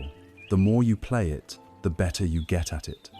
Each outburst is a practice session for becoming an expert in anger. Furthermore, this path inevitably causes immense harm to others, shattering trust, creating fear, and leaving deep wounds that may never fully heal. It is like trying to put out a fire by pouring gasoline on it. The middle way of wisdom offers a radical alternative. It invites us to neither suppress our anger nor act it out. It invites us to tend to our anger.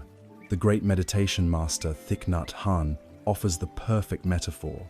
Our anger is like a crying baby. It is a vulnerable part of us that is in distress. It is signaling that something is wrong, that a deep need is not being met. When a baby cries, we do not throw it out of the house, nor do we ignore it or yell at it to be quiet. A good parent picks the baby up, holds it tenderly, and tries to understand what it needs. We can learn to relate to our own anger with this same compassionate care. This practice unfolds in a series of mindful steps. The first step is simply recognition. The moment you feel the heat of anger beginning to rise, your mindfulness practice is to simply acknowledge it without judgment. You can say to yourself, anger is here. Hello, anger. This simple, non-judgmental recognition is incredibly powerful. It stops the cycle of denial and creates a moment of clarity. You are no longer completely possessed by the anger. You are the awareness that is seeing the anger. The second step is to embrace the anger. This means bringing your full embodied attention to the raw energy of the emotion itself. We are not interested in the story behind the anger, the endless loop of he said, she did, it's not fair. The story just fuels the fire.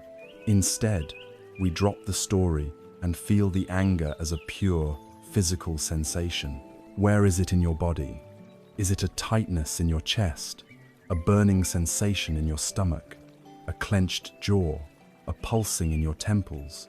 We bring a curious and kind attention directly to these physical sensations. We are picking up the baby, holding the raw energy in the cradle of our awareness. The third step is to soothe the energy. As we hold the anger in our awareness, we use our breath to calm it. We can practice conscious breathing. Breathing in, I know that the energy of anger is in me. Breathing out, I am calming this energy. The breath acts like a gentle rocking motion for the crying baby. We are not trying to force the anger to go away. We are simply offering it our steady, caring presence. We are bathing the hot, contracted energy of anger in the cool, spacious quality of our mindfulness.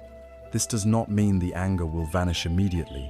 It means we are learning to stay present with it without being its victim.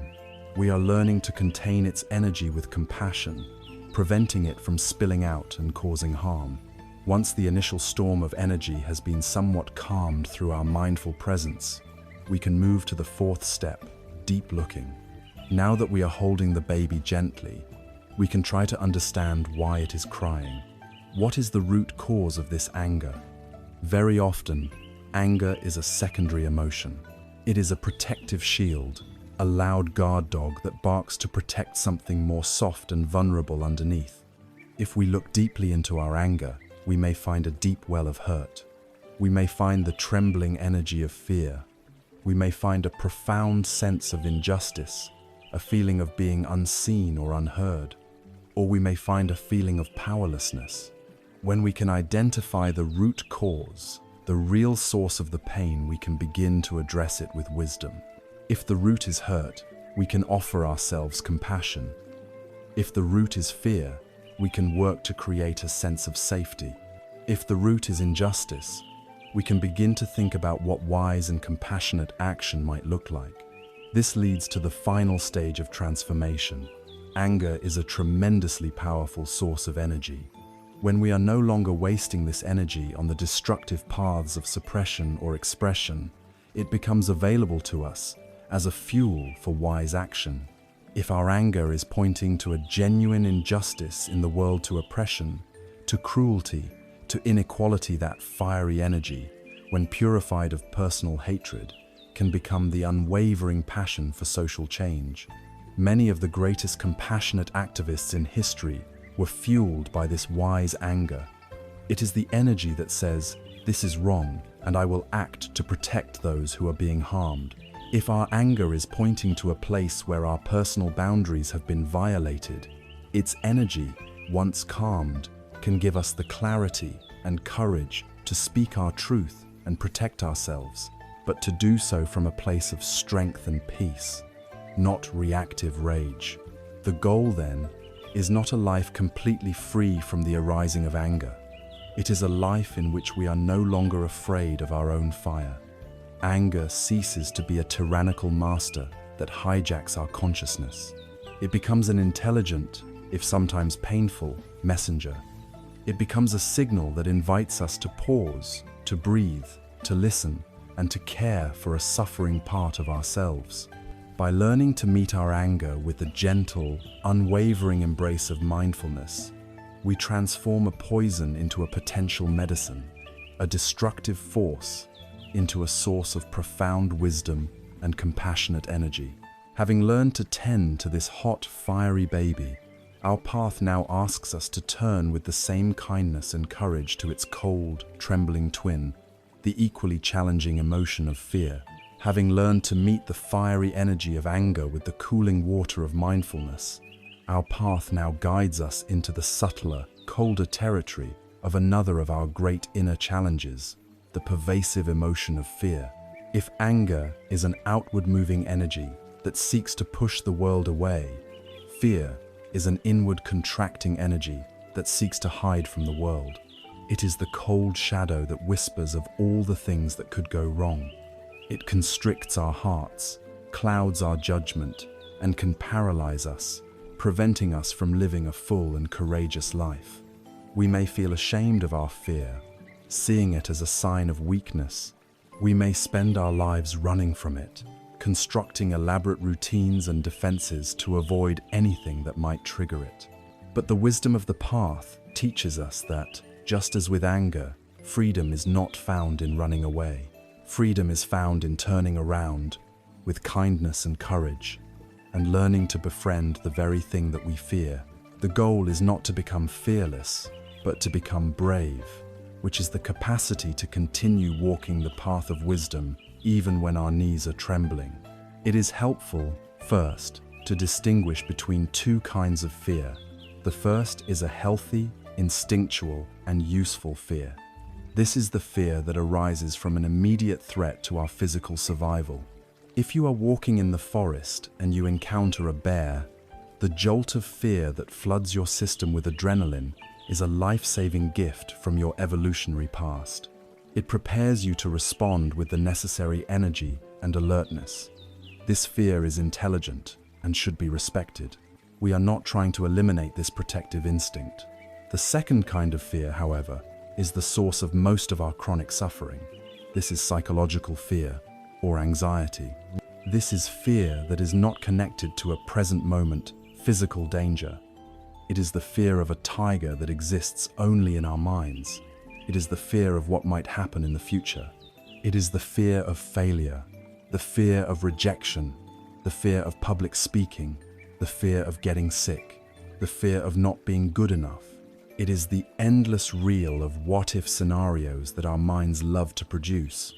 Our nervous system, however, does not distinguish well between a real tiger and an imagined one.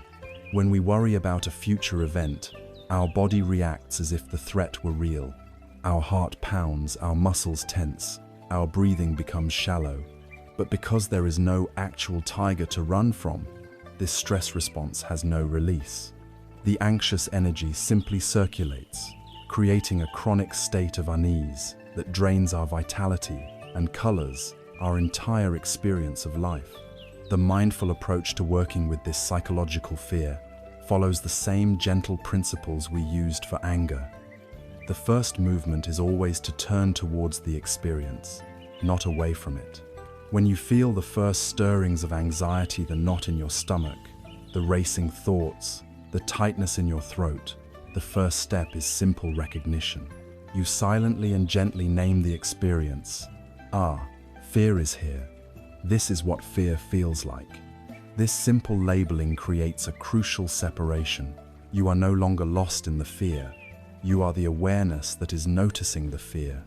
It brings you out of the terrifying movie in your head and into the role of the calm observer. The next step is embodiment. We intentionally drop the storyline that is feeding the fear. The mind wants to spin tales of catastrophe. If I give this presentation, I will stumble over my words. Everyone will think I'm an idiot, and I'll lose my job. This storyline is the fuel. We let go of the story and bring our attention directly into the physical sensations of the fear. Where do you feel it in your body right now? Is it a coldness in your hands, a hollow feeling in your chest, a buzzing energy in your legs? With a spirit of gentle, scientific curiosity, We simply explore these raw sensations. We are not judging them or trying to make them go away. We are just feeling them, grounding ourselves in the tangible reality of the present moment. This act of feeling the fear directly in the body prevents the mind from spiraling into the imagined future, which is where fear does its most damaging work. From this grounded place, we practice allowing and breathing. We give the trembling sensations permission to be there. We stop fighting them. We stop resisting. We create a space of acceptance around the fear, and we breathe. We can imagine our breath flowing into and around the tight, contracted places in our body. With each exhalation, we can imagine a little more softening, a little more letting go. We are not trying to breathe the fear away. We are breathing with it. We are offering it the gift of our calm, steady, and accepting presence. It is like sitting with a frightened friend. We don't tell them to just stop being scared. We sit with them, we offer our quiet presence, and by doing so, we help them feel safe. By meeting our own fear with this unconditional friendliness, we are doing the same for ourselves. What we fight, we strengthen. What we befriend, we can transform. There is a famous story about the great Tibetan yogi and poet Milarepa that perfectly illustrates this principle. One day, Milarepa returned to his meditation cave to find it filled with terrifying demons. They were snarling, with fiery eyes and sharp fangs, and had taken over his home. Milarepa's first instinct was to fight. He performed powerful exorcism rituals and shouted magical incantations to try to chase them away. But the more he fought them, the larger, more numerous, and more ferocious the demons became. Realizing this wasn't working, he changed his tactic. He tried to teach them the Dharma, the path of wisdom and compassion. He sat down and began to give them a lecture on impermanence. The demons just laughed and continued to cause chaos. Finally, exhausted and defeated, Milarepa surrendered. He said to the demons, "You are here. It seems I cannot get rid of you. So, we must learn to live together." He then walked directly up to the largest, most terrifying demon, the leader of the pack, and in an act of complete and total acceptance, he placed his own head right inside the demon's dripping, fanged mouth. In that instant of radical surrender, all the demons vanished. Our fears are these demons. They are creations of our own minds. As long as we resist them, fight them, run from them, or try to reason them away, they hold power over us. They grow larger in the shadows of our avoidance. The moment we stop running, turn to face them, and allow them to be there with a spirit of acceptance, the moment we put our head in the demon's mouth, they lose their solidity. They are seen for what they are, temporary, conditioned patterns of energy and thought. Their power to control us dissolves in the light of our fearless, friendly awareness. This practice of befriending fear can also reveal a hidden wisdom. Once the initial charge of the emotion has been calmed by our mindful presence, we can ask it a gentle question: what are you trying to protect? Fear is almost always guarding something precious. If we look deeply into our fear, we may find our most profound aspirations. Behind a great fear of failure lies a deep longing to be worthy of love and respect. Behind a fear of intimacy lies a profound desire to connect with others in a way that feels safe. Behind a fear of death lies a deep love for life. By understanding what our fear is protecting, we can learn to address that deeper longing directly with wisdom and compassion. Fear ceases to be a tormentor and becomes a wise, if sometimes uncomfortable, guide, pointing us towards what we value most. By learning to walk with the shadows of both anger and fear, we develop a deep confidence in our own capacity for presence and compassion. We are no longer at the mercy of the shifting weather patterns of our own minds. This inner stability and kindness naturally begins to radiate outward. The same acceptance and care we have learned to offer the most difficult parts of ourselves, we can now begin to offer to the people in our lives. Our practice now moves from the solitary work of our own heart and mind into the rich, complex, and dynamic laboratory of our human connections. Having journeyed deep into our own inner world, learning to work with the powerful energies of anger and fear, our practice now naturally expands outward. The skills of mindfulness, compassion, and wisdom are not meant to be kept in the solitary confinement of our meditation practice. They are meant to be brought into the rich, complex, and often challenging arena of our daily lives. And nowhere is this practice more potent or more necessary than in our conscious relationships.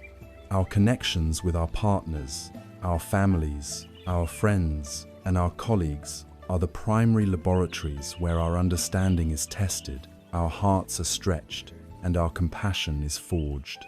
The path of wisdom shows us that we can transform our relationships from a source of conflict and suffering into a profound vehicle for awakening for both ourselves and for others.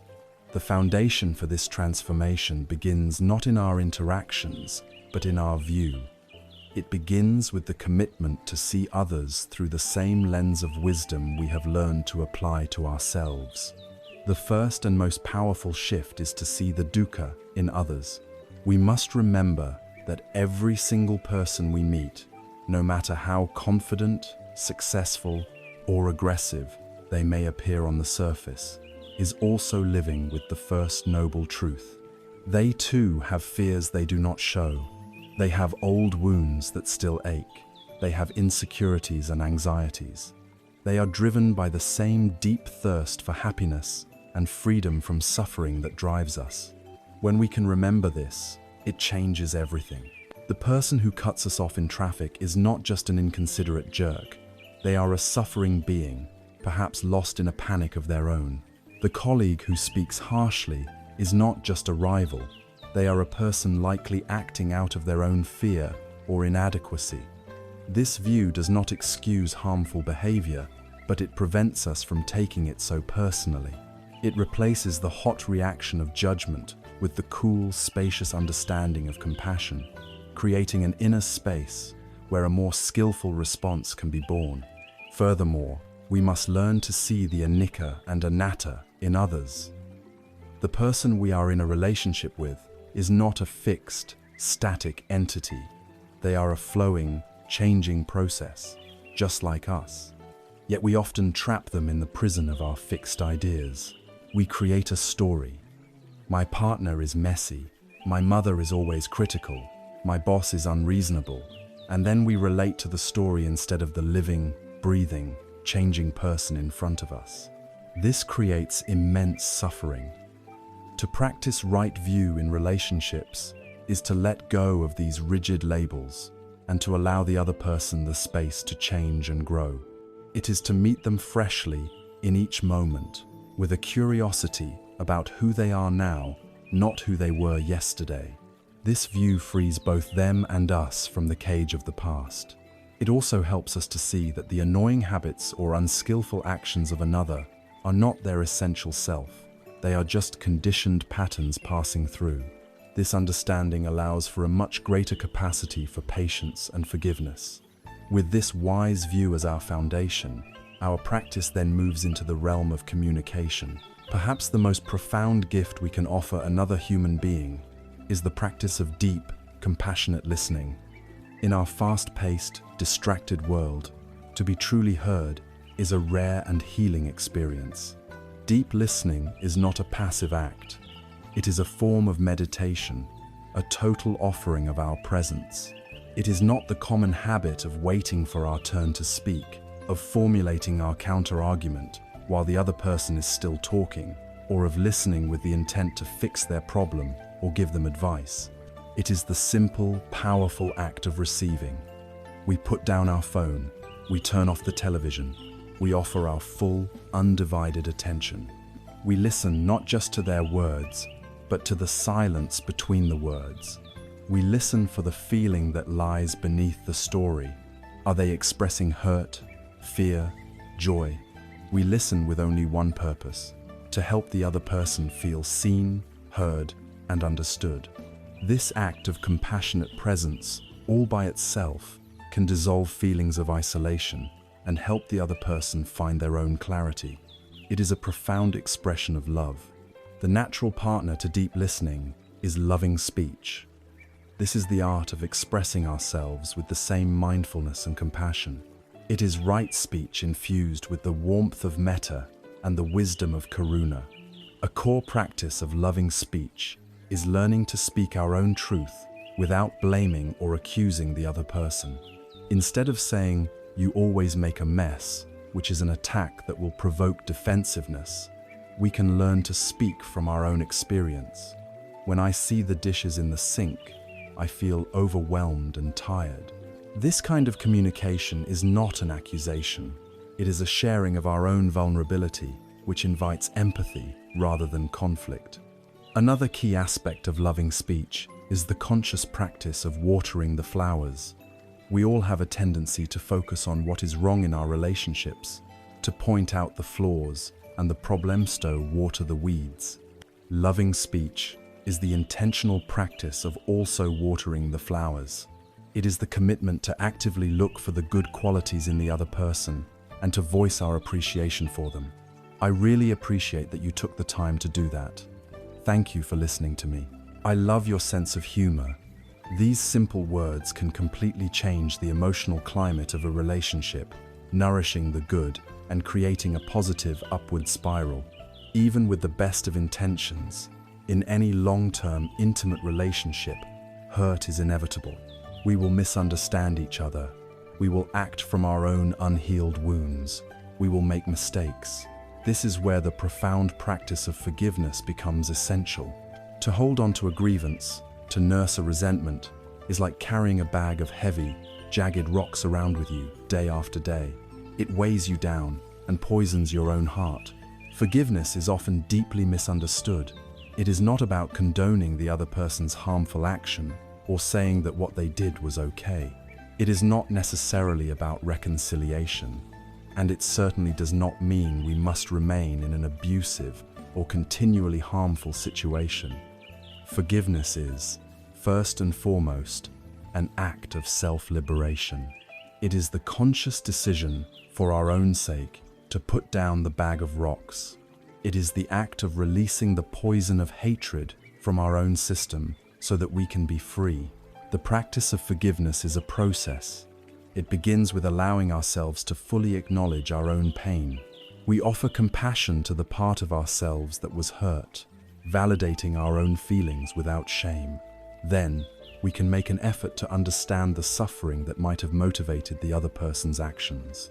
Again, this does not excuse their behavior, but it helps us to depersonalize the hurt, to see it as a product of their confusion rather than a personal attack on us. And finally, we make the inner resolve to let go. This may be a practice we have to do many times. In the quiet of our own hearts, we can say, "For the harm you have caused me, knowingly or unknowingly, I offer you my forgiveness. For my own peace, I release this burden from my heart." In doing so, we are not freeing the other person, we are freeing ourselves. Our relationships, then, become the ultimate practice ground. They are the fire that purifies our compassion, the mirror that reveals our own attachments, and the garden where we learn to cultivate the flowers of love and understanding. Seeing our loved ones through the lens of their own suffering transforms judgment into empathy. Listening with our whole being transforms conflict into connection. Speaking with kindness transforms criticism into growth. And forgiving with wisdom transforms the prison of the past into the freedom of the present moment. As we learn to bring this sacred quality of attention to our human connections, one final, beautiful challenge remains. How do we extend this same presence, this same sense of wonder and care, not just to the significant people in our lives, but to the very fabric of our ordinary, everyday existence? How do we learn to find the profound in the mundane and the sacred in the simple act of living? This is the final integration of the path. Our journey along the path has been vast and deep. We have explored the nature of our minds, cultivated the boundless qualities of our hearts, and learned to work with the most challenging of our emotions. We have brought our practice into the intricate dance of our relationships. Now, we arrive at the final, and perhaps most crucial, stage of integration. This is where the path leaves the meditation cushion and the philosophical text, and walks out into the sunlight of our ordinary, everyday world. This is the practice of discovering the sacred in the ordinary. It is the understanding that liberation is not a distant, heavenly realm we hope to reach after a lifetime of striving. It is the capacity to live with freedom, peace, and a sense of wonder, right in the midst of our messy, beautiful, and utterly mundane lives. There is a common misconception in spiritual life that we must create a division between the sacred and the profane. We believe that meditation is sacred, but washing the dishes is profane. Reading a wisdom text is spiritual, but commuting to work is mundane. A retreat in a silent monastery is holy, but paying the bills is a distraction. And so, we can fall into the trap of resenting our ordinary lives, seeing our daily responsibilities as obstacles that stand in the way of our real practice. We rush through our chores, our minds already on the moment when we can finally sit down on our cushion and do something important. This division is a creation of the mind, and it is a source of immense, unnecessary suffering. The ultimate teaching of the path is that this division is an illusion. Any activity, no matter how simple or repetitive, can become a profound meditation when it is infused with the quality of mindful, loving awareness. The sacred is not in the what, it is in the how. Let us take the simple act of washing a dish. We can do it in our usual way, with our mind 1,000 miles away. We can be lost in thought, replaying a conversation from yesterday, worrying about a task for tomorrow. Our body is at the sink, but our consciousness is absent. We may feel resentful of the chore, a sense of, I have better things to do. The entire experience is one of agitation and mindlessness. But there is another way. We can choose to wash this one dish with our full presence. We can turn the simple chore into a sacred ritual. We can feel the warmth of the water on our hands. We can notice the smoothness of the ceramic plate. We can smell the scent of the soap. We can hear the sound of the water flowing from the tap. We can be aware of our breath as we gently scrub the plate clean. In these moments, we are not thinking about the past or the future. We are not resentful. We are simply, fully washing the dish. In that moment of complete presence, the dish is no longer a mundane object, and the chore is no longer a burden. The act of washing the dish becomes an act of meditation. It becomes a direct and profound encounter with life itself, unfolding in this very moment. The universe is fully present in that one simple act. This is how we dissolve the barrier between the sacred and the ordinary.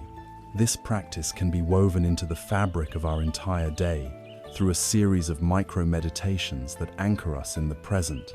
When you drink your morning cup of coffee or tea, instead of gulping it down while scanning the news on your phone, you can take the first 3 sips with your full, undivided attention. Feel the warmth of the mug, see the steam rising, smell the aroma, and truly taste the liquid as it touches your tongue. For those 3 sips, you are completely present. This is tea meditation. When you are walking from your car to your office, or simply down a hallway, you can bring your awareness to the soles of your feet. Feel the solid contact of your feet on the ground with each step. For just 10 steps, be nothing but the awareness of walking. This is walking meditation. When you are sitting at your desk and you feel your mind becoming scattered and your body slumping, you can pause, take a single, conscious breath, and notice the state of your body and mind without judgment. In that single breath, you have returned home to the present. This is the meditation of recentering. When you are stopped at a red light, instead of reaching for your phone or feeling impatient, you can use those 30 seconds to simply listen. Open your awareness to the full soundscape around you, the hum of engines, the distant chatter, the sound of the wind. Let it all wash over you without labeling it good or bad. This is the meditation of open awareness. These small, repeated moments of presence are what build a life of mindfulness. They are the stitches that mend the tear between our spiritual aspirations and our everyday reality. It is in these moments that we truly understand the meaning of the famous Zen saying, "Before enlightenment, chop wood, carry water. After enlightenment, chop wood, carry water." What does this mean? Before one has awakened to the nature of reality, chopping wood and carrying water are chores. They are burdens. They are obstacles that stand in the way of finding peace. The mind is filled with resistance. I have to do this. When will it be over? I wish I were doing something else. The ego, the sense of a separate I, is at the center of the experience, and this I is suffering because it wants reality to be different than it is. The activity is merely a means to an end, to get wood for the fire, to get water for the house. The present moment is completely lost. After one has awakened, the outer activities are exactly the same. The wood still needs to be chopped, the water still needs to be carried. Life's responsibilities do not disappear, but the consciousness that performs these actions has been utterly transformed. There is no longer a suffering ego at the center of the experience, complaining and resisting. There is no longer a frantic desire to be somewhere else. There is simply the direct, intimate, and peaceful experience of the moment as it is. There is the feeling of the axe in the hand, the scent of the pine wood, the sound of the split. There is the weight of the water buckets, the feeling of the muscles in the shoulders, the sensation of the path underfoot. The activity is no longer a means to an end. Chopping wood is, in that moment, the entire universe. Carrying water is the whole of life. The separation between the doer and the doing dissolves. There is just chopping, there is just carrying. And in this simple, undivided presence, there is a profound peace and a quiet, unassuming joy. This is freedom. It is not found by escaping our life, but by learning to inhabit it so completely that we become one with it. The peace we seek is not in a different place or a different time. It is not waiting for us after we finish our to-do list, or after we retire, or after we solve all our problems. The sacred is not hidden in a temple on a faraway mountain. It is hidden in plain sight. It is in the taste of your morning coffee, in the face of your loved one, in the feeling of your own breath moving in your chest.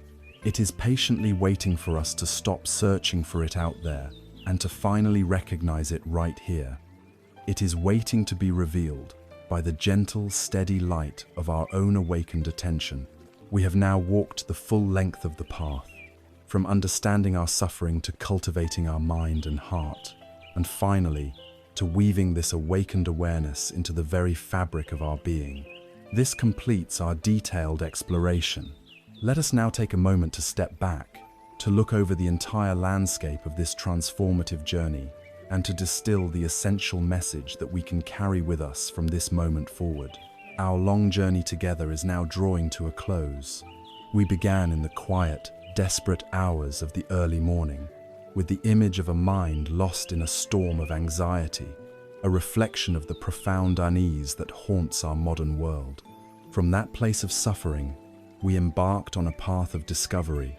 We looked courageously at the nature of our own dissatisfaction, our dukkha, and we were offered the profound diagnosis of the Four Noble Truths, a framework that named not only our condition, but also its cause, and most importantly, the possibility of its end.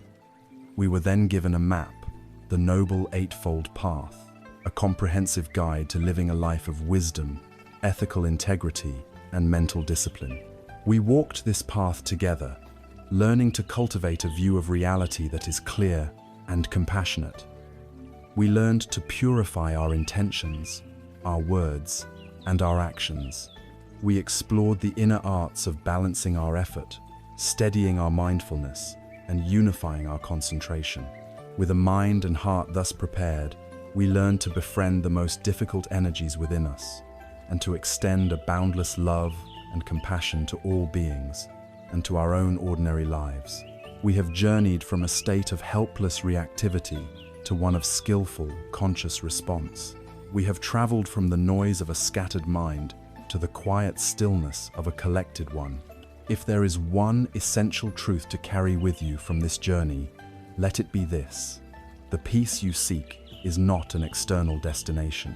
It is not hidden in a future achievement, a different relationship, a larger bank account, or the approval of others. The frantic search for peace in these fleeting, external things is the very source of our restlessness. Peace is not something you acquire, it is something you return to. It is the natural state of a mind that is no longer at war with reality. It is the deep, quiet stillness that has been here all along, patiently waiting beneath the surface agitation of our untrained thoughts and emotions. It is an inner sanctuary that you can learn to build, a home to which you can return in any moment with a single conscious breath. You now have the map. You have been introduced to the tools. The journey from this moment forward is yours to walk. It does not demand a grand, dramatic change. It does not ask you to become someone other than who you are. It simply invites you to begin right where you are. It begins with the smallest, most intimate, and most powerful act of all, the simple act of returning to your own breath. When you feel lost, when the storm of thought returns, just pause. Feel the sensation of one inhalation and one exhalation. In that single, mindful breath, you have stepped back onto the path. You have come home. The silence is here. The peace is here. It is waiting for you in the stillness within.